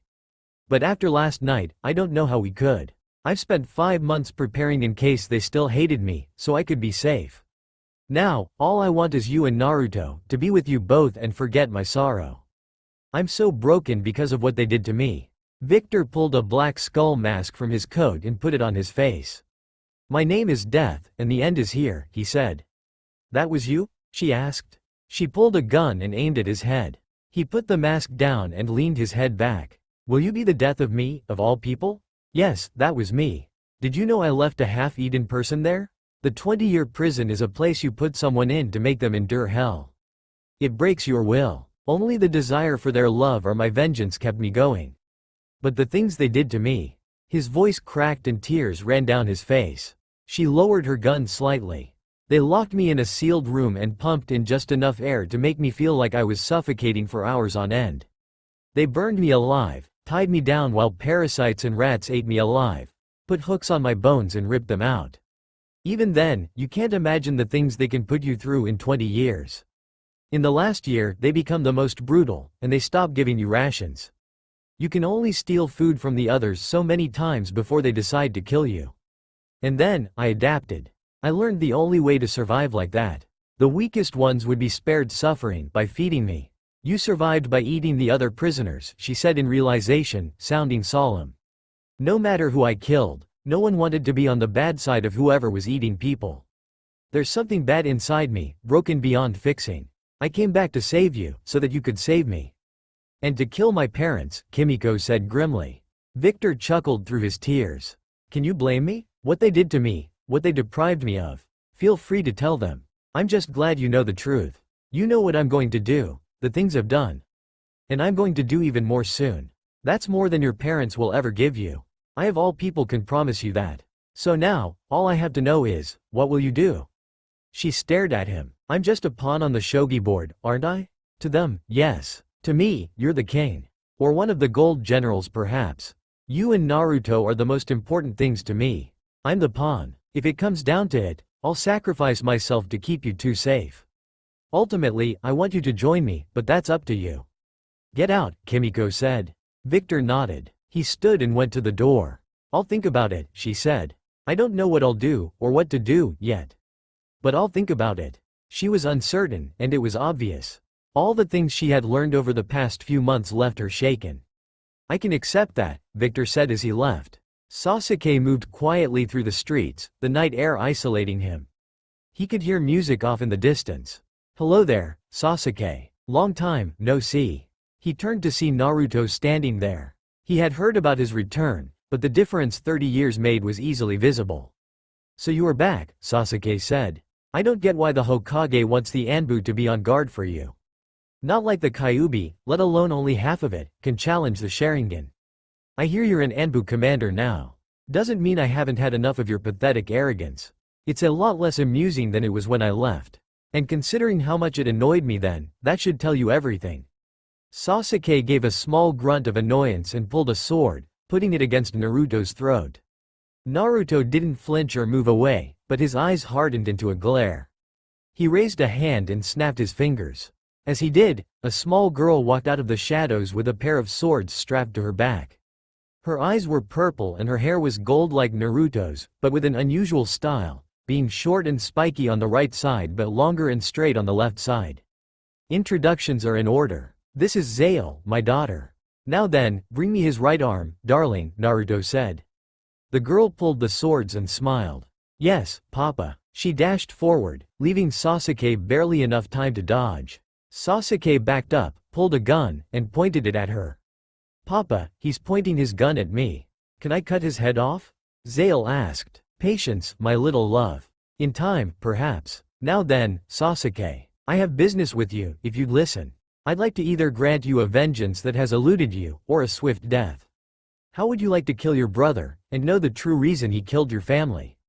I will give you answers, and serve him up to you on a silver platter. But in return, you must pledge fealty to my uncle and me. You must serve our plans. The last Uchiha must bow to the Uzumaki. An Uchiha, as a servant? Are you insane? Sasuke demanded, though Naruto could see the desire for what he promised.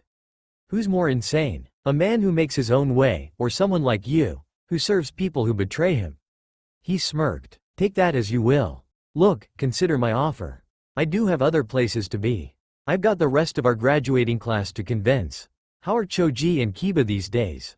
You know what, I'll just ask them. Let's go, Zale. And with that, they turned and left. He sat in a clearing, playing softly on a flute. The tune cut off sharply. You can only kill me with that book, Kushina. Unless my sister has come to have a picnic? Kushina walked into the clearing, flanked by half of a dozen shinobi. You think I can't see the things you've done?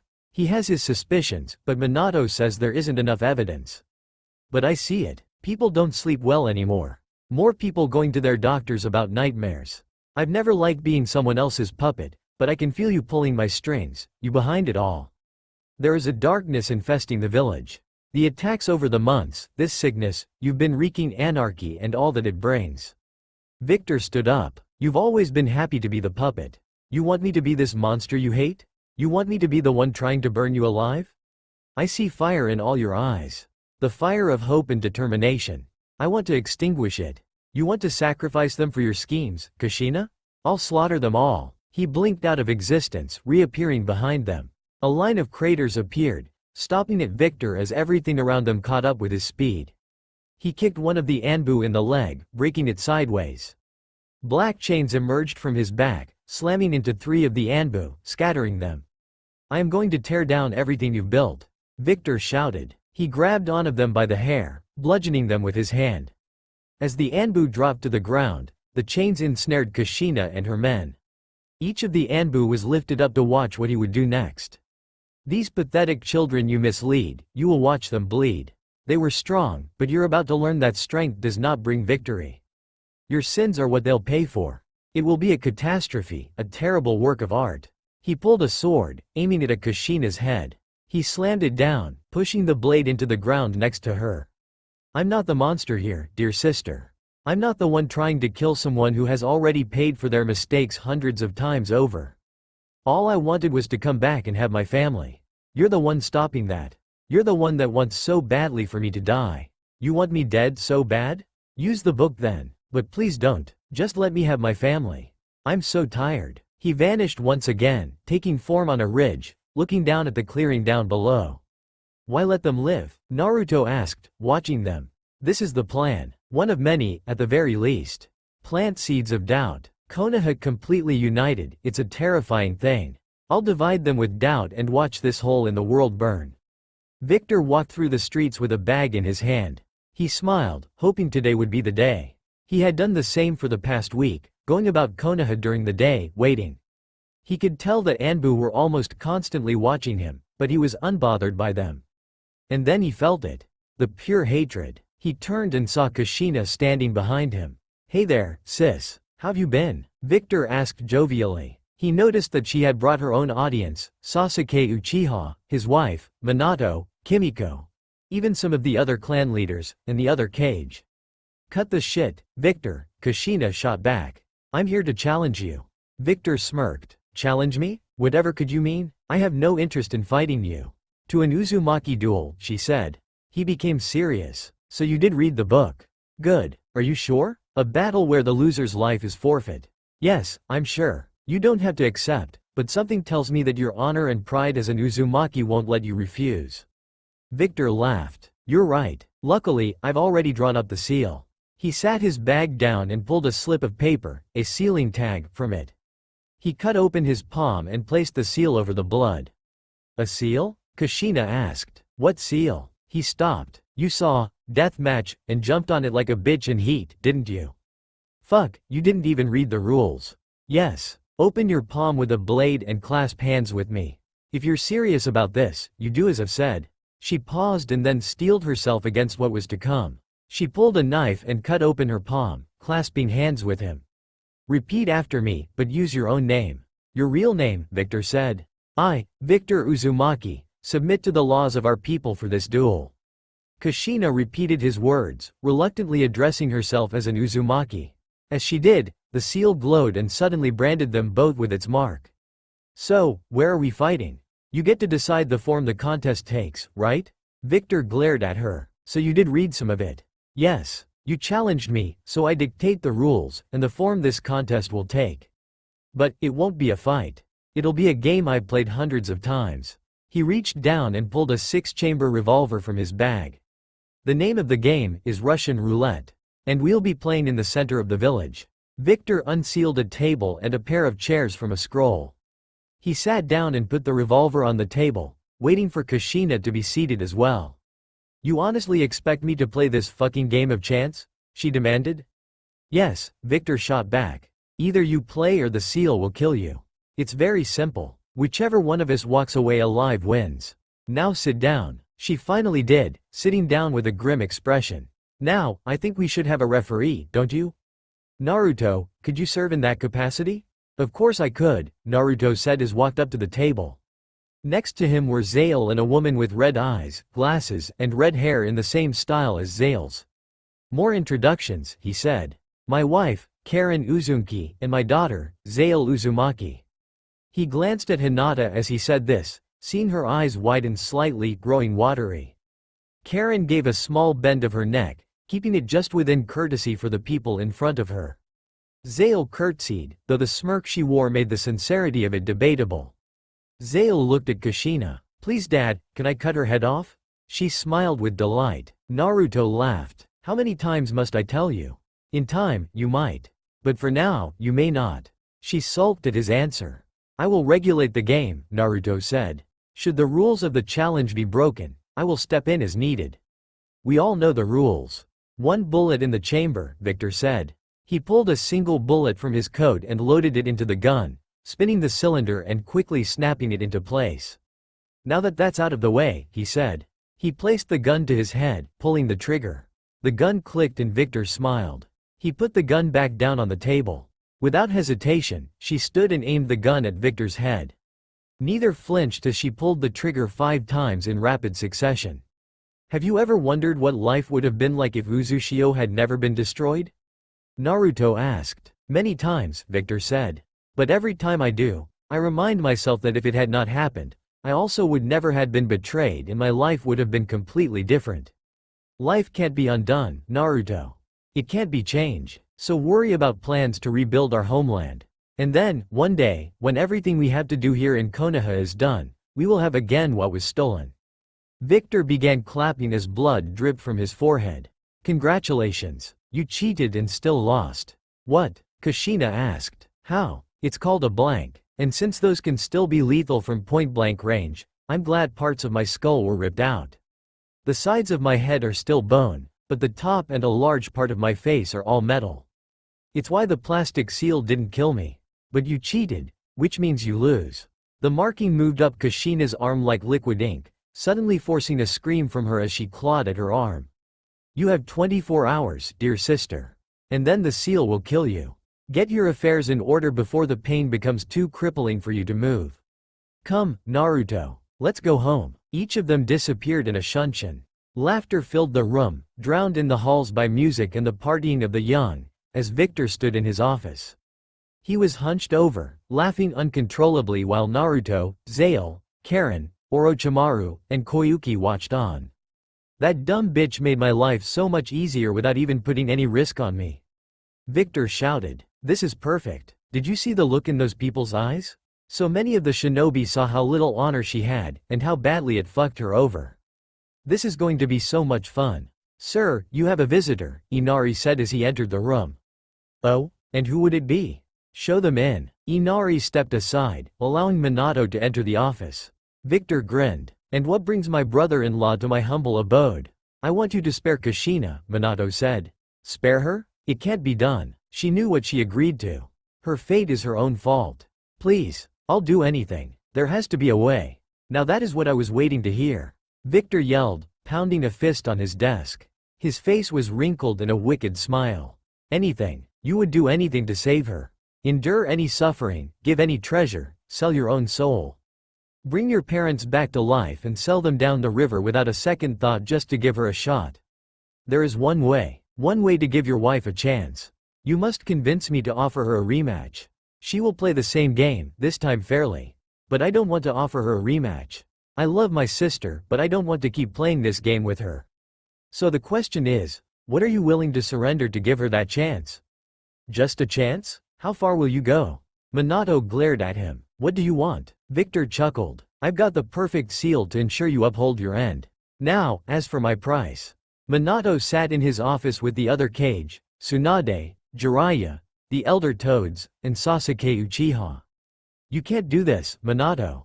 Jiraiya said. What he's asking, there's no telling what he'll do with it. I don't have a choice. It's either this or let Kushina die. You've seen the seal, Jiraiya. We call ourselves sealing masters, but he's been learning from the original notes of the Uzumaki. He helped design the Hiraishin seals and helped me create the Rasengan. There is no way to circumvent the seal and no way that she will survive it. It's already worked its way up her arm, turning the cells cancerous but keeping them from dividing just yet. In 18 hours, it will spread to her brain and force her insides to replicate until her skin and bones can't contain it. So I'm giving him what he wants. All I ask now is that when he goes to claim it, you defend the village. I also humbly request the help of the other Kage. Please, I beg you, kill me if you have to when the time comes, but please stop him. I can't make you help, but please consider it. Now then, if you'll all excuse me, I have a council to disband.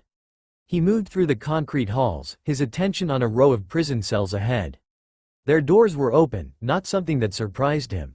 Most prisoners could come and go from the cells as they pleased, if the others left them capable of moving. He walked to one, greeted by a disgusting sight and foul smell. A blond man was laying on the ground. His clothes were ripped, his feet cut off, and he was covered in what Victor knew were bodily fluids. Hello Deidara, he said. He grabbed Deidara's hand and looked at the palm. Those disgusting fuckers usually start cutting off parts at the hands, not the feet. I suppose they did find a use for your hands though. There was little to no reaction from the aged former Akatsuki member. I know what you've been through. You've seen my legs and arms. But I'm the one that put you in here. I hope you hold no ill will towards me. You wanted to kill my nephew and niece. And for that, I put you, and what little of the Akatsuki I left alive, in the 20-year prison. But it's amazing, the rules you can circumvent when you own the place, and everyone who works here remembers what you did to survive it. How would you like to leave this place? At the mention of release, of salvation, Deidara's eyes focused and looked up at Victor. Yes, please, was all he managed. Good, now let's go find the Uchiha. I'm going to need his eyes. Victor walked slowly through the hospital until he came to the room he wanted. His knuckles rapped against the door and he entered to see Kushina laying in a bed with Kimiko standing at her side. What the hell are you doing here, you bastard? Kushina asked. He took on a sorry expression, looking meager and apologetic. I came to talk, nothing more. Kimiko walked over and stood close. I'm not sure you coming here is a good idea. She puts on a strong face, but that seal has her in too much pain to move. I know, and that's why I'm here. I want to be worthy of your love, and hers, if she will give it to me. I know I can't change her fate, but I want to give my sister the chance to meet it instead. After what she tried to do today, I hope it shows why I fear for you, but I told you before, I don't want her dead. Will you please let me have the chance to still have my sister's love? Kimiko was quiet before nodding and stepping aside. He moved closer, looking at Kushina with the same sorrowful expression. I am sorry it came to this, sister. I really was hoping that we could make amends. But even after 30 years, all the suffering I endured, I came back to find my family wanted me dead. You chose this, but I'm still sorry. Nothing will ever change how much I still love you, not even your hatred for me. To show that, I'm here to offer you another chance. He walked up to her and took her hand, though the flesh looked dead. I, Victor Uzumaki, offer a rematch to my challenger. The seal immediately regressed, leaving her skin smooth and clean. He knelt down, placing his forehead to her hand. One of us can't live while the other does as well. Those are the rules of the game. But I don't want you to die. This rematch is the most I can offer you. All I wanted was your love, the love of my family, and our legacy. It's all I've wanted. He began to sob. But all the things I've survived to get here. I don't want to die. I don't want to die. So you're going to have to. I just want you to not hate me in the end. Get the fuck off your knees and away from me, you bastard, Kushina said venomously. He looked up at her, his eyes red and his face stained with tears. What? I'll take your rematch and I'll play your sick game, but I will still hate you even after you die. Now get the fuck out of here. Why? I did nothing wrong, so why do you hate me so much? This is your cruel answer? Victor closed his eyes and stood up, nodding. Same game, same place, same time. I'm sorry I wasn't able to change your heart. I love you, my sister. He turned and walked to Kimiko. I understand why you love them, but why do you want to stay with them? Are they the ones who will sacrifice themselves for you with no fear? He left the room without another word, feeling Kushina glaring at him. But as he closed the door behind him, his face was split in a cruel grin. The night air bit at Kushina. Her eyes snapped open at the feeling. She looked at the window, now open to the darkness. It seemed watery, like ink flowing through the air. A hand reached from the dark, grabbing the window frame. Victor pulled himself inside, his bare feet landing softly on the tile floor. What are you doing here? She snarled, sitting up in her bed. I already agreed to play your game. He stood tall, shadows wrapping around his body as dark robes. I came to show you something. Put aside your hate for one night. No one is watching and I have no other plans. Just please, walk with me. At least join me with a painted smile. He held a hand out for her. She glared at him, slowly standing. What do you want to show me? The sooner I see it, the sooner you leave, right? He nodded, a small smile stretching his lips. His arm swept out towards the window. The wall faded and the darkness was burned away. Kushina stood at his side as the hospital disappeared. This is a dream, isn't it? She said, standing above the clouds. Yes, a dream I crafted, just like your nightmares over the years. He could feel her eyes boring into him. All that time you said I was insane. I had just made you a part of my game. An island formed below them. The island of Uzushio. When we first came to Konoha, I tried to make you afraid of the place and its people, make you hate them. You saw it as hating your saviors for no real reason, trying to overcome it. When I realized it, I tried playing on your guilt for killing our mother and leaving our home to burn. I never realized that it was just too late. You were right. I've been playing on people's fears, infesting their nightmares to divide them. Victor sat down, looking down longingly. I knew it. What do you have planned? Why come back and do all this? For Kimiko. While you were in that coma, I passed on what secrets I could. And if I die, Naruto will continue. I trained her how to use the chains. She is strong, stronger than either of us ever were, and only Naruto can rival her power. She can't be contained by your lies anymore. Even if I die, I'll make sure she is never bound or chained. Even if I wanted to, there is nothing that either of us could do to stop it now. Now hush. Enjoy the moment. This is the last time I'll be in your dreams, and it should be a happy dream. A crowd gathered much more than before as Victor once again set up the table and chairs and laid the gun down. They watched as Kushina sat across from him, ready to take this rematch that would determine her fate. Naruto and his family were standing to the side, again acting as mediators. Are you ready to play, little sister? Victor asked. Yes, let's get this over with. He nodded and showed off the bullet he was loading into the gun, this time, it was not a blank. He spun the cylinder and snapped it into place. Without hesitation, he pushed the gun to his head and pulled the trigger, sighing in relief as the gun clicked. Once again, he put the gun down and pushed it to Kushina. This time, he saw hesitation in her eyes. Have you ever really played this game before? He asked. She shook her head, no. Give me your hand, he said gently, softly grabbing her hand and pulling it to him. He placed the gun in her hand. Take a deep breath. Say a prayer to yourself, if you hold any belief. Take the gun and count to 3. She slowly moved the gun to her head, placing the barrel to her skin.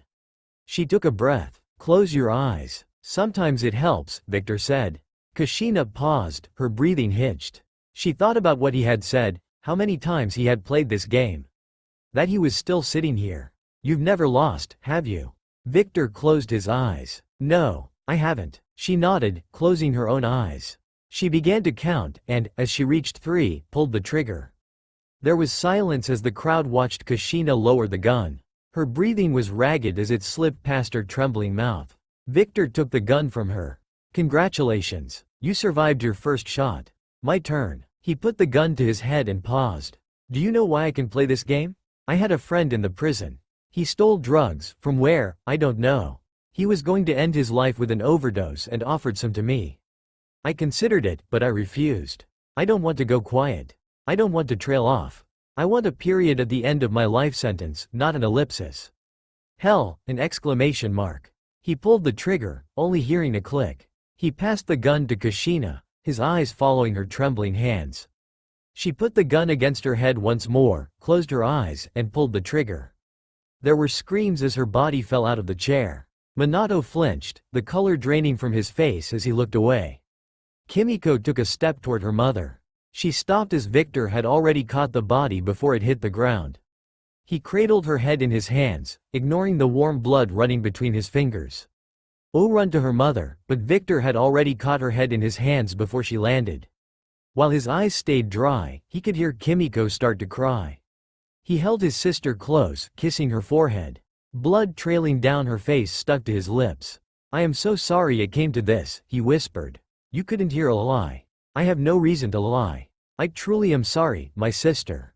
I loved you. He quietly set her body down. As he stood up again, he looked at Minato with a small nod. Minato stepped forward and picked up his wife. His eyes darted between her and Victor. I am stepping down as Hokage. His words sent a mixture of stunned silence and shocked whispers through the crowd. What he said next caused shouts of disapproval. I'm naming Victor Uzumaki as my successor. What? Victor asked in a surprised tone. You can't be serious. You were right. We treated you like shit. Victor gave a small and dry chuckle. Now isn't this irony? Rule the village that fucked me over? The Hokage admitting he was wrong? What did you fuckers put in my food? I accept. Dad, what are you doing? Kimiko asked. What I have to, Minato replied.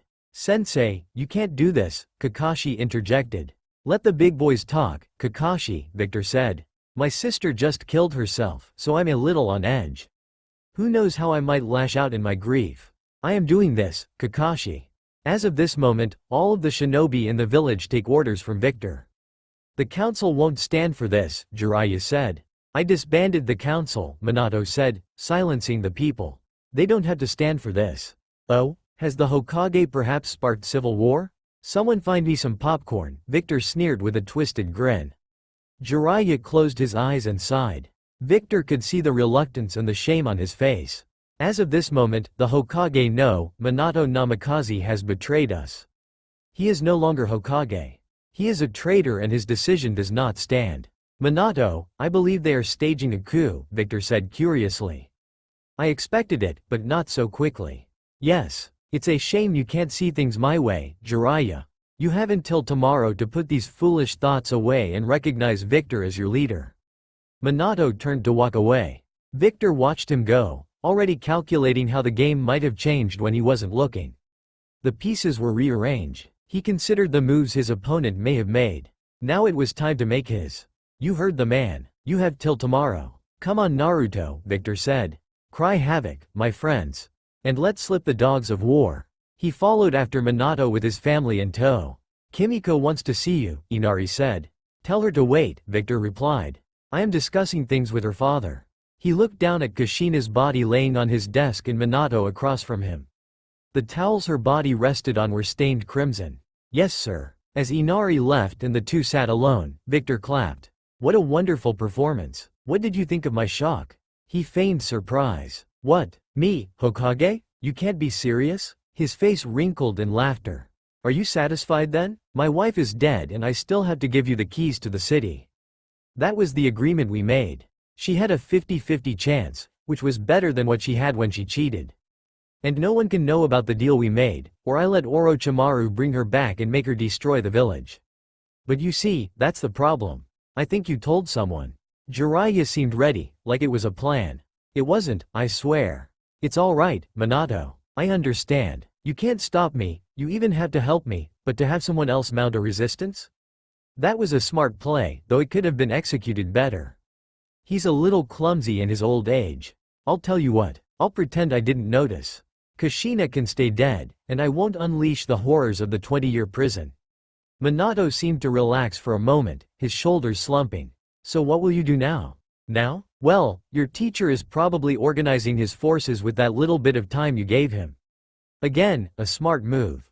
But, as long as Kimiko doesn't know, I won't make you fight your wife. So, tomorrow, we make a siege on this village and take control. Remember your role to play. The one who recognizes his wrongs and wants to atone to his brother-in-law.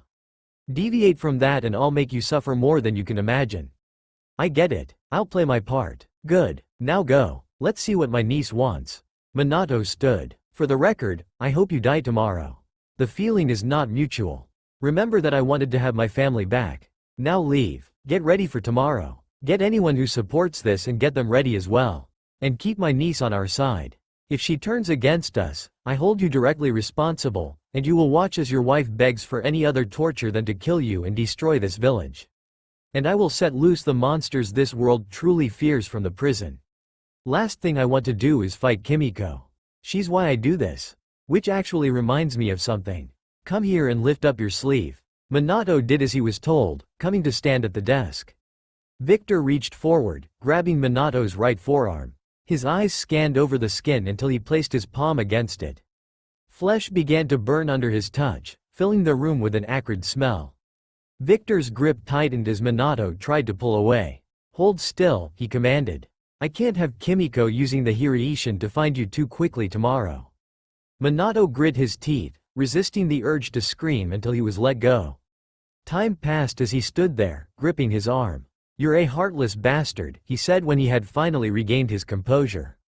He pulled the sleeve down, covering the wound. You're the same, Victor said as he lit incense. You are exactly the same. Or have you forgotten that true nature, hiding behind the virtue you pretend to have? Or did you never notice that nature coming out to play when you blindly sought honor? Minato looked away as he opened the door, seeing Kimiko there.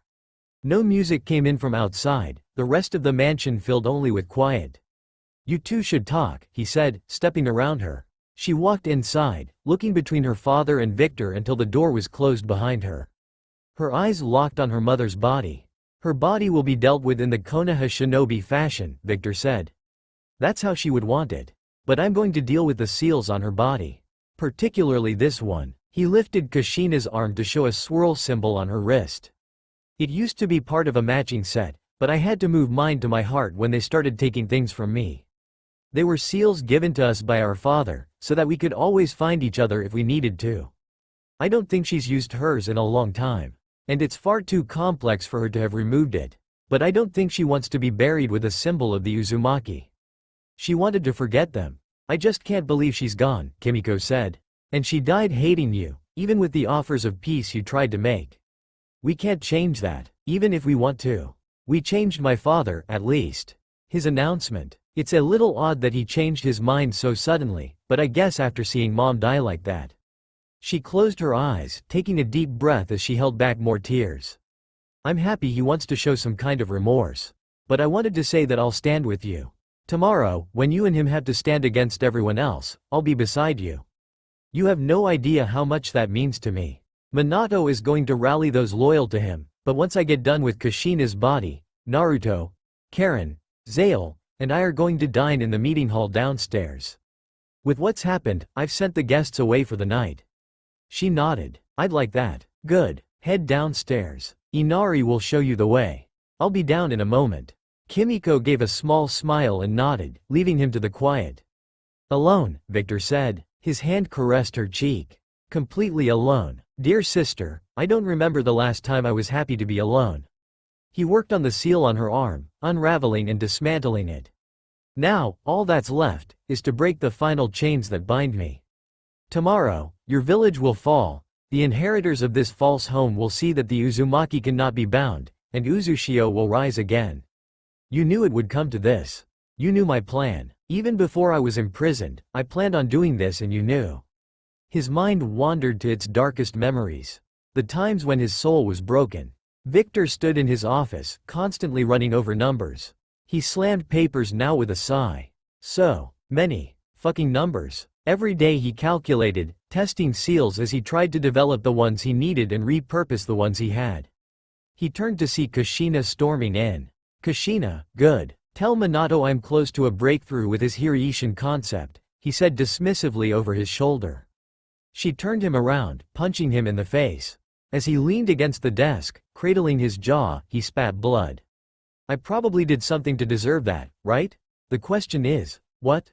You've been messing around with the barrier again. What the hell was that seal you spliced in? Took a lot of work to be put in charge of the barrier team.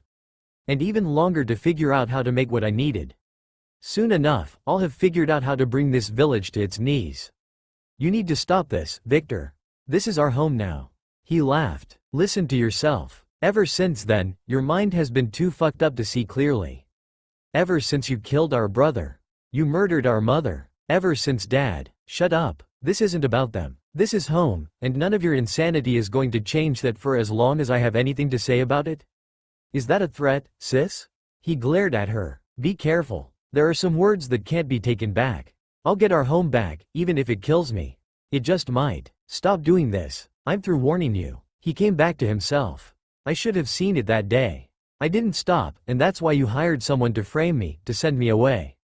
That's right. I always knew why. I understand. And I forgive you. But this must end in retribution, in blood. It's why I had to make you the villain in your daughter's eyes. I had to make her fear you. Blood for blood. Suffering for suffering. And when your husband dies at the hands of his own people tomorrow, I will personally ensure that you both spend the rest of your lives in the hell you put me in. As the seal was undone, he smiled and disappeared in a burst of darkness. He rematerialized with his hand on Kimiko's shoulder, standing outside the dining hall. I don't think you've had the chance to really meet the others just yet, he said. He opened the door to see his family ready to sit down and enjoy a meal together. Finally, I can say this. Kimiko Namikaze, W. No, Kimiko interrupted. Victor looked puzzled. Is she saying what I think she's saying? Not Namikaze, she said resolutely. Kimiko Uzumaki. He smiled. Very well. Kimiko Uzumaki, welcome to the family. Kakashi entered the empty hall adorned in his Anbu gear. His footsteps were silent, his eyes darting around. I expected someone to be sent for my head, but do they expect so little from me that they only sent you? Victor stood above Kakashi, sitting on the edge of a balcony. I chose to come here and kill you. No one had to give the order. Well, in that case, no one will be looking for your body. Out of all seals on my body, this one is my favorite. Victor ripped off his necklace, sealing arrays bringing it to life. It squirmed like an insect in his hand, jumping down to the haunting wooden statue. Twisted wood bent and broke, its form turning in on itself. As it settled, legs stretched out, fire glowing from deep within its wide maw. He stood up, walking away with a careless wave. Sentinel, kill. Victor stood at the gates of Konoha with his family and faithful at his back. Minato's loyalists had already been given orders for where to take positions in the village. The sky above was dark and ready to break with thunder and rain. Today, we take Konoha for ourselves, Victor said, flourishing his arms. Today, the world changes. I once considered you my friends, he said, looking at them. Please, stand down. Don't do this. We know you're strong, Sasuke said, stepping forward and removing his Anbu mask, but you'll need an army to stop us all. Victor laughed. I don't need an army, pathetic child. This fight I can handle all on my own. But either stand up and join me, or surrender the throne. I will give you all 2 minutes. I will not take no for an answer, and there is nothing you can do. Come on, Sasuke, Hinata? What are your answers to Naruto's offers? Sasuke glared back at Hinata before turning back to Victor. Go fuck yourself. Victor's eyes narrowed. Remember, once it's been said, that it can't be unspoken. Reconsider you answer, and let the next words you say be ones that won't leave you broken. There was silence for a moment. The time to join me is ticking. A minute passed, and then 2.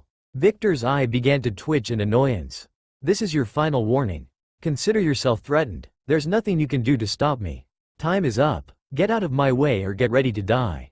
I don't need an army, but don't, for a fucking second, think I didn't bring one. He formed a hand sign and people flashed into existence around him. This place took everything from me. I'm not gonna stop until everything is mine. Attack. Naruto charged in, intercepting Sasuke and Hinata, grabbing them by their throats. We should talk, my old friends, he said before using the Shunshin to take them away from the main fight. He dumped them on one of the training grounds and landed not far away. Karen and Zale appeared at his sides. I made you both offers, very tempting offers. I appealed to your desires, offered to grant what your hearts really want. Join me, fight for me. Sasuke got his feet back under him. I told you, I have my Uchiha pride. I'm not going to serve you. And Hinata? You said I'd be by your side, Hinata said. But I would never have been with you, would I? Naruto laughed. I never said you would. Just that you would be spared and could stand beside me. But I never said you would be my blushing bride. So what? Are you both going to fight me now? An Uchiha my daughter could kill and a Hyuga that's as pathetic as she was the day we met. He laughed. My wife and child are more than capable. My love, would you like to kill the one who thinks she could take your place? Karen cracked her knuckles. I'd love to. She rushed forward and punched Hinata in the gut, sending her flying back. Make daddy proud, Naruto said to Zale. She nodded and drew her swords. She rushed Sasuke, who pulled his own sword and clashed with her. She put him on the defensive as her attacks were faster than he could retaliate against. Chains shot out of her back and attempted to impale him. He jumped back out of the way as the chains dug into the ground, scattering debris. He quickly made a series of hand signs. Lightning shot from the sky, taking the shape of a creature that roared and charged the area with enough range to kill everyone around Sasuke. Before it could strike, the lightning suddenly dispersed, along with the clouds it had come from. Naruto stood there, his body glowing with seals and surging with electricity. He stepped up beside his daughter, chuckling. You showed us one of yours, he said. I've got to show you one of mine. Wind whipped around him, clouding the area with dust. He directed a massive blast of it at Sasuke, embedding him into an outcropping of rock where he was unable to move as more and more hit him one after the other. It finally stopped when the rock cracked and fell around the Uchiha who was now breathing raggedly. How about that? Still alive and kicking. You know the great thing? I lied. You would never have avenged your clan. You would have died a worthless shit no matter what you chose. Victor killed your brother. The fucking bastard begged for you to be the one that killed him. But he died like a dog. Sasuke screamed and ran at Naruto with electricity sparking around his arm. Chains shot from the ground, knocking the air from Sasuke as he ran into them. They wrapped around his limbs, surging with electricity and making him shout in pain. Let's finish this, Zale. Sasuke's agonized cries were stopped as swords protruded from his belly from behind. You're so pathetic, Zale snarled. You're nothing but a weakling. She began impaling him repeatedly as quickly as she could, filling the air with his screams until he died, slumping over on her swords. Naruto looked over as Hinata was on her knees, Karen standing behind her. Lift her up, he said. He watched as she was pulled up by her arms. You're nothing like who I loved, Hinata growled. Something shifted inside her. The gleam in his eyes and the grin on his face seemed to mock her, daring her to do something about it. She screamed in pain as veins throbbed around her eyes even as the seal on her forehead glowed. Zale stood in front of Naruto with her swords drawn. Naruto simply leaned back on his heels to see what would happen. Hinata's feet dug into the ground as she rushed him, and Zale by extension. Her fist was inches from the little girl before every bone in her arms shattered. Karen grabbed her wrist and pulled her arm up, ignoring Hinata's agonized cries. Once again the Hyuga was forced to her knees. Not my daughter, you bitch, Karen whispered venomously. If only I had a mirror, so you could see the fire inside that I see now, Naruto said, looking down at her, not seeming to have any reaction to her failed attack. That fire once captivated me, but it could never be the eternal blaze I needed in life.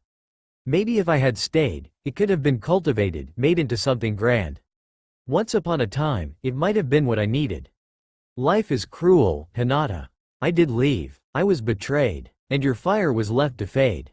I'm nothing like the man I was when I left. I was weak and saw this village as great. But no longer. I am not the man you loved. He died at my hand, and I emerged from his ashes. I'm better than the old me ever was. If only you could have been raised out of the muck like I was to see what I see. But, I gave you your chance. Now die. His own sword went through her heart, and the last thing she saw was a look of disappointment on his face. Karen, Zale, head back home. Something tells me the next fight will be more personal, and things should already be finishing up.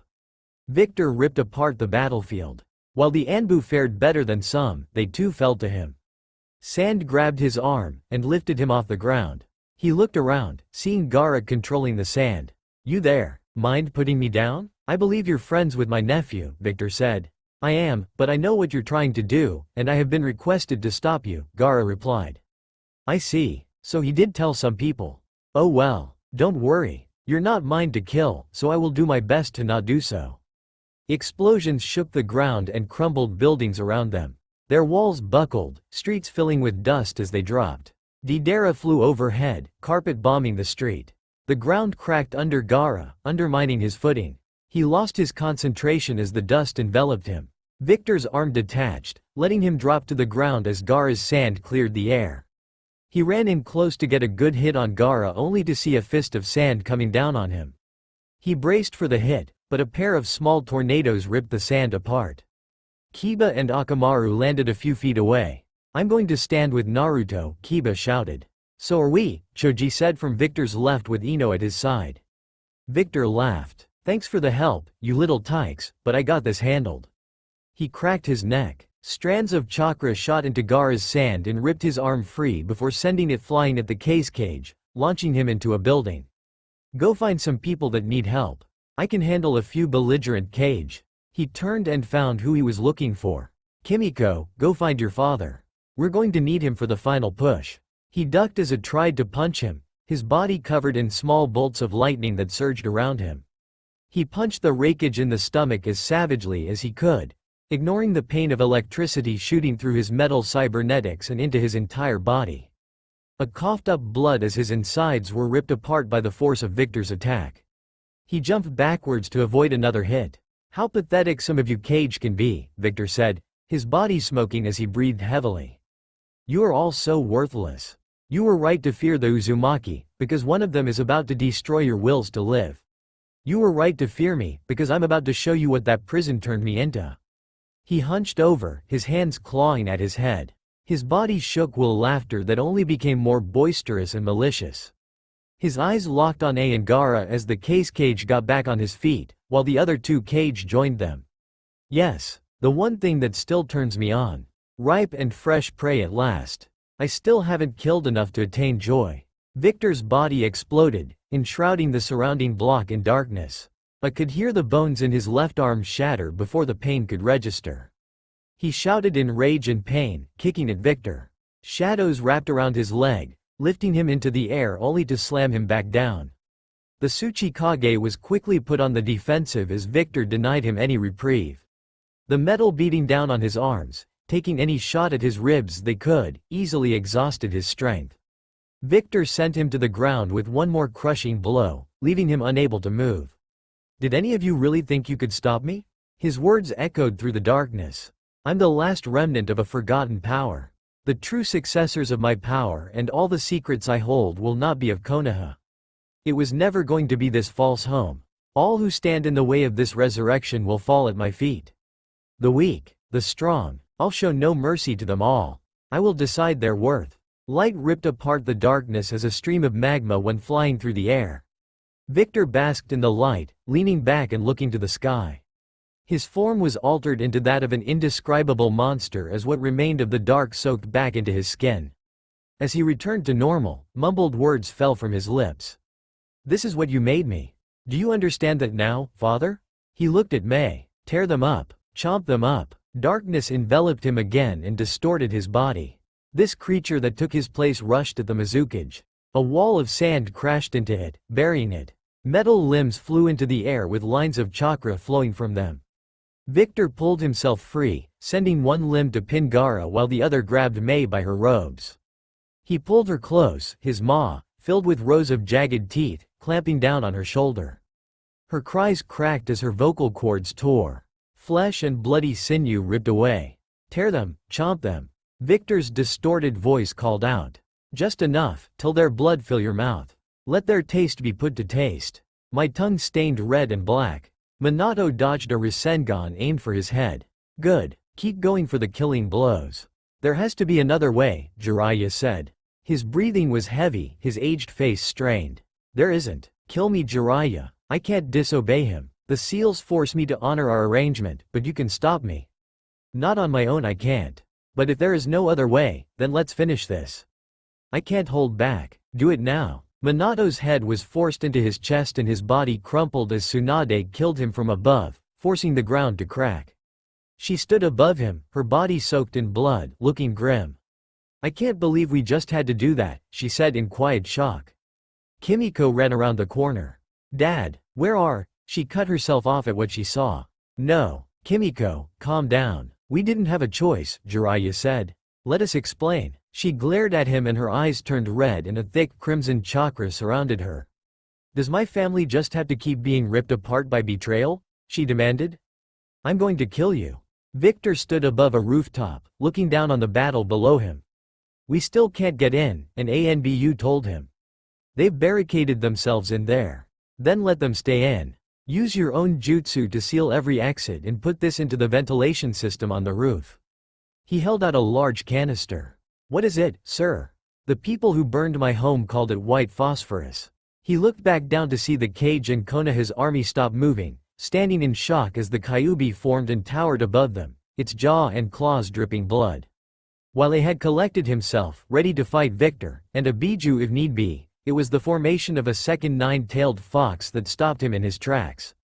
Naruto towered above them all and reached out a hand, placing it on Kimiko's shoulder.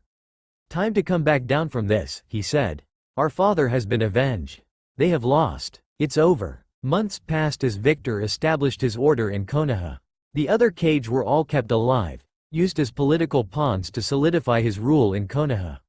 All had become calm, quiet. The Akatsuki members who had resurfaced, now had their freedom. While the others disappeared, Deidara became one of Victor's guards. But even the explosives expert was not allowed to follow him when he played the role of warden in the 20-year prison. He walked smoothly through the halls with a scroll in each hand. He went into one cell with a man kneeling in the middle. His face looked sunken and his eyes were missing. Have you finally brought them to me? Can I earn my freedom now? Please, the man asked. Yes, Victor said. He unrolled the scrolls and unsealed two bodies. Minato's crushed form to his right and Kushina's cold body to his left. The man ran his hands along the bodies. These are very old. You did put the transcription seal on them before they died at least? I did. Now, your end of the bargain? Oh, of course. He formed hand signs and concentrated. It will take a moment to trigger them. So much to undo. They waited quietly for several minutes before the man uttered a single word. Izanagi. The bodies faded away before reappearing asleep and breathing. Alive. They will wake from this? Victor asked. Of course. Their deaths would have been but a dream. Good. He pulled a canister out, containing a pair of hazel brown eyes. They do not have the Sharingan. And with the Rinnegan destroyed, your old plans cannot be enacted. Find your own life, Obito. There will be decent prosthetics waiting for you at the exit instead of the worn-out ones you have now. Obito stood and bowed. I will. Thank you, sensei. He stumbled out of the cell, disappearing down the halls. I wonder if the other inmates will let him make it to the exit, Victor mumbled. He chained Kushina and Minato up and pulled out a pair of syringes. What he injected them with made them jolt awake, screaming. When they finally calmed down, Victor smiled. Welcome back to the land of the living. And welcome to the 20-year prison. What the fuck did you do to us? Kushina asked. Well, I made sure your husband was killed, and then I used an old Uchiha technique, the Izanagi, to bring you back to life. Now, onto the nitty-gritty. You both failed to stop me.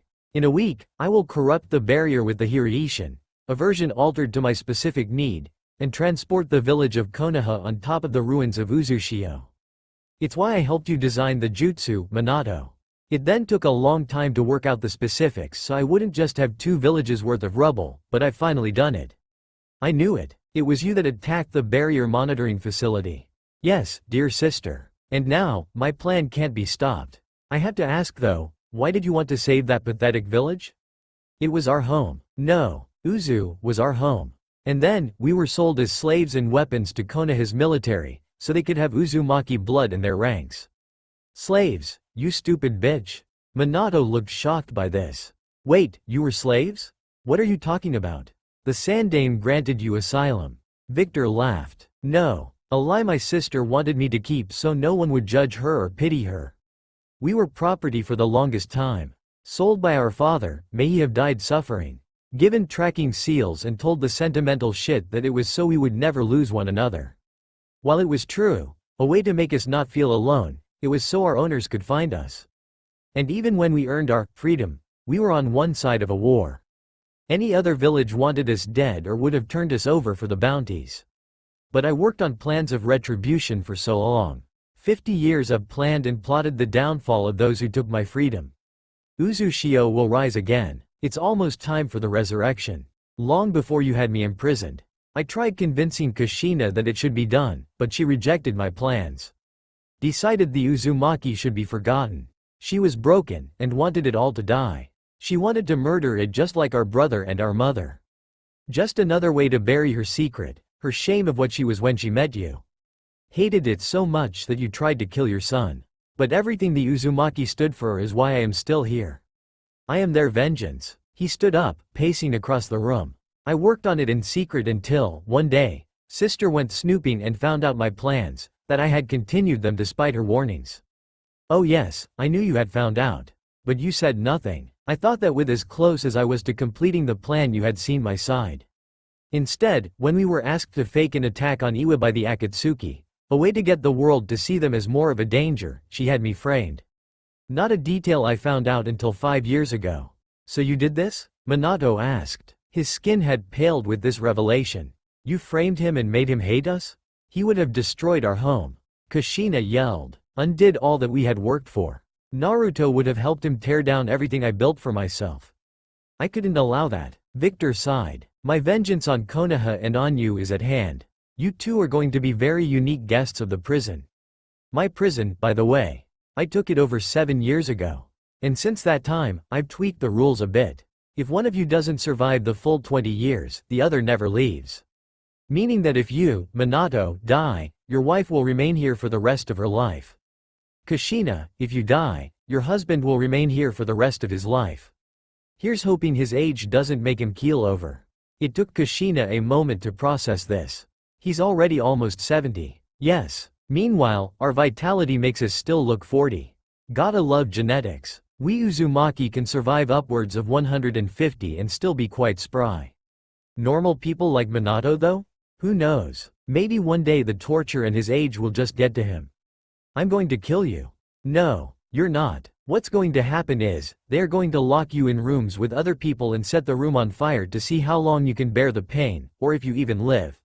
They will cut open your back and strap you to the floor, wait for your blood to scab up and dry and then rip you off the ground. You won't survive this place because you've always been a better person than me.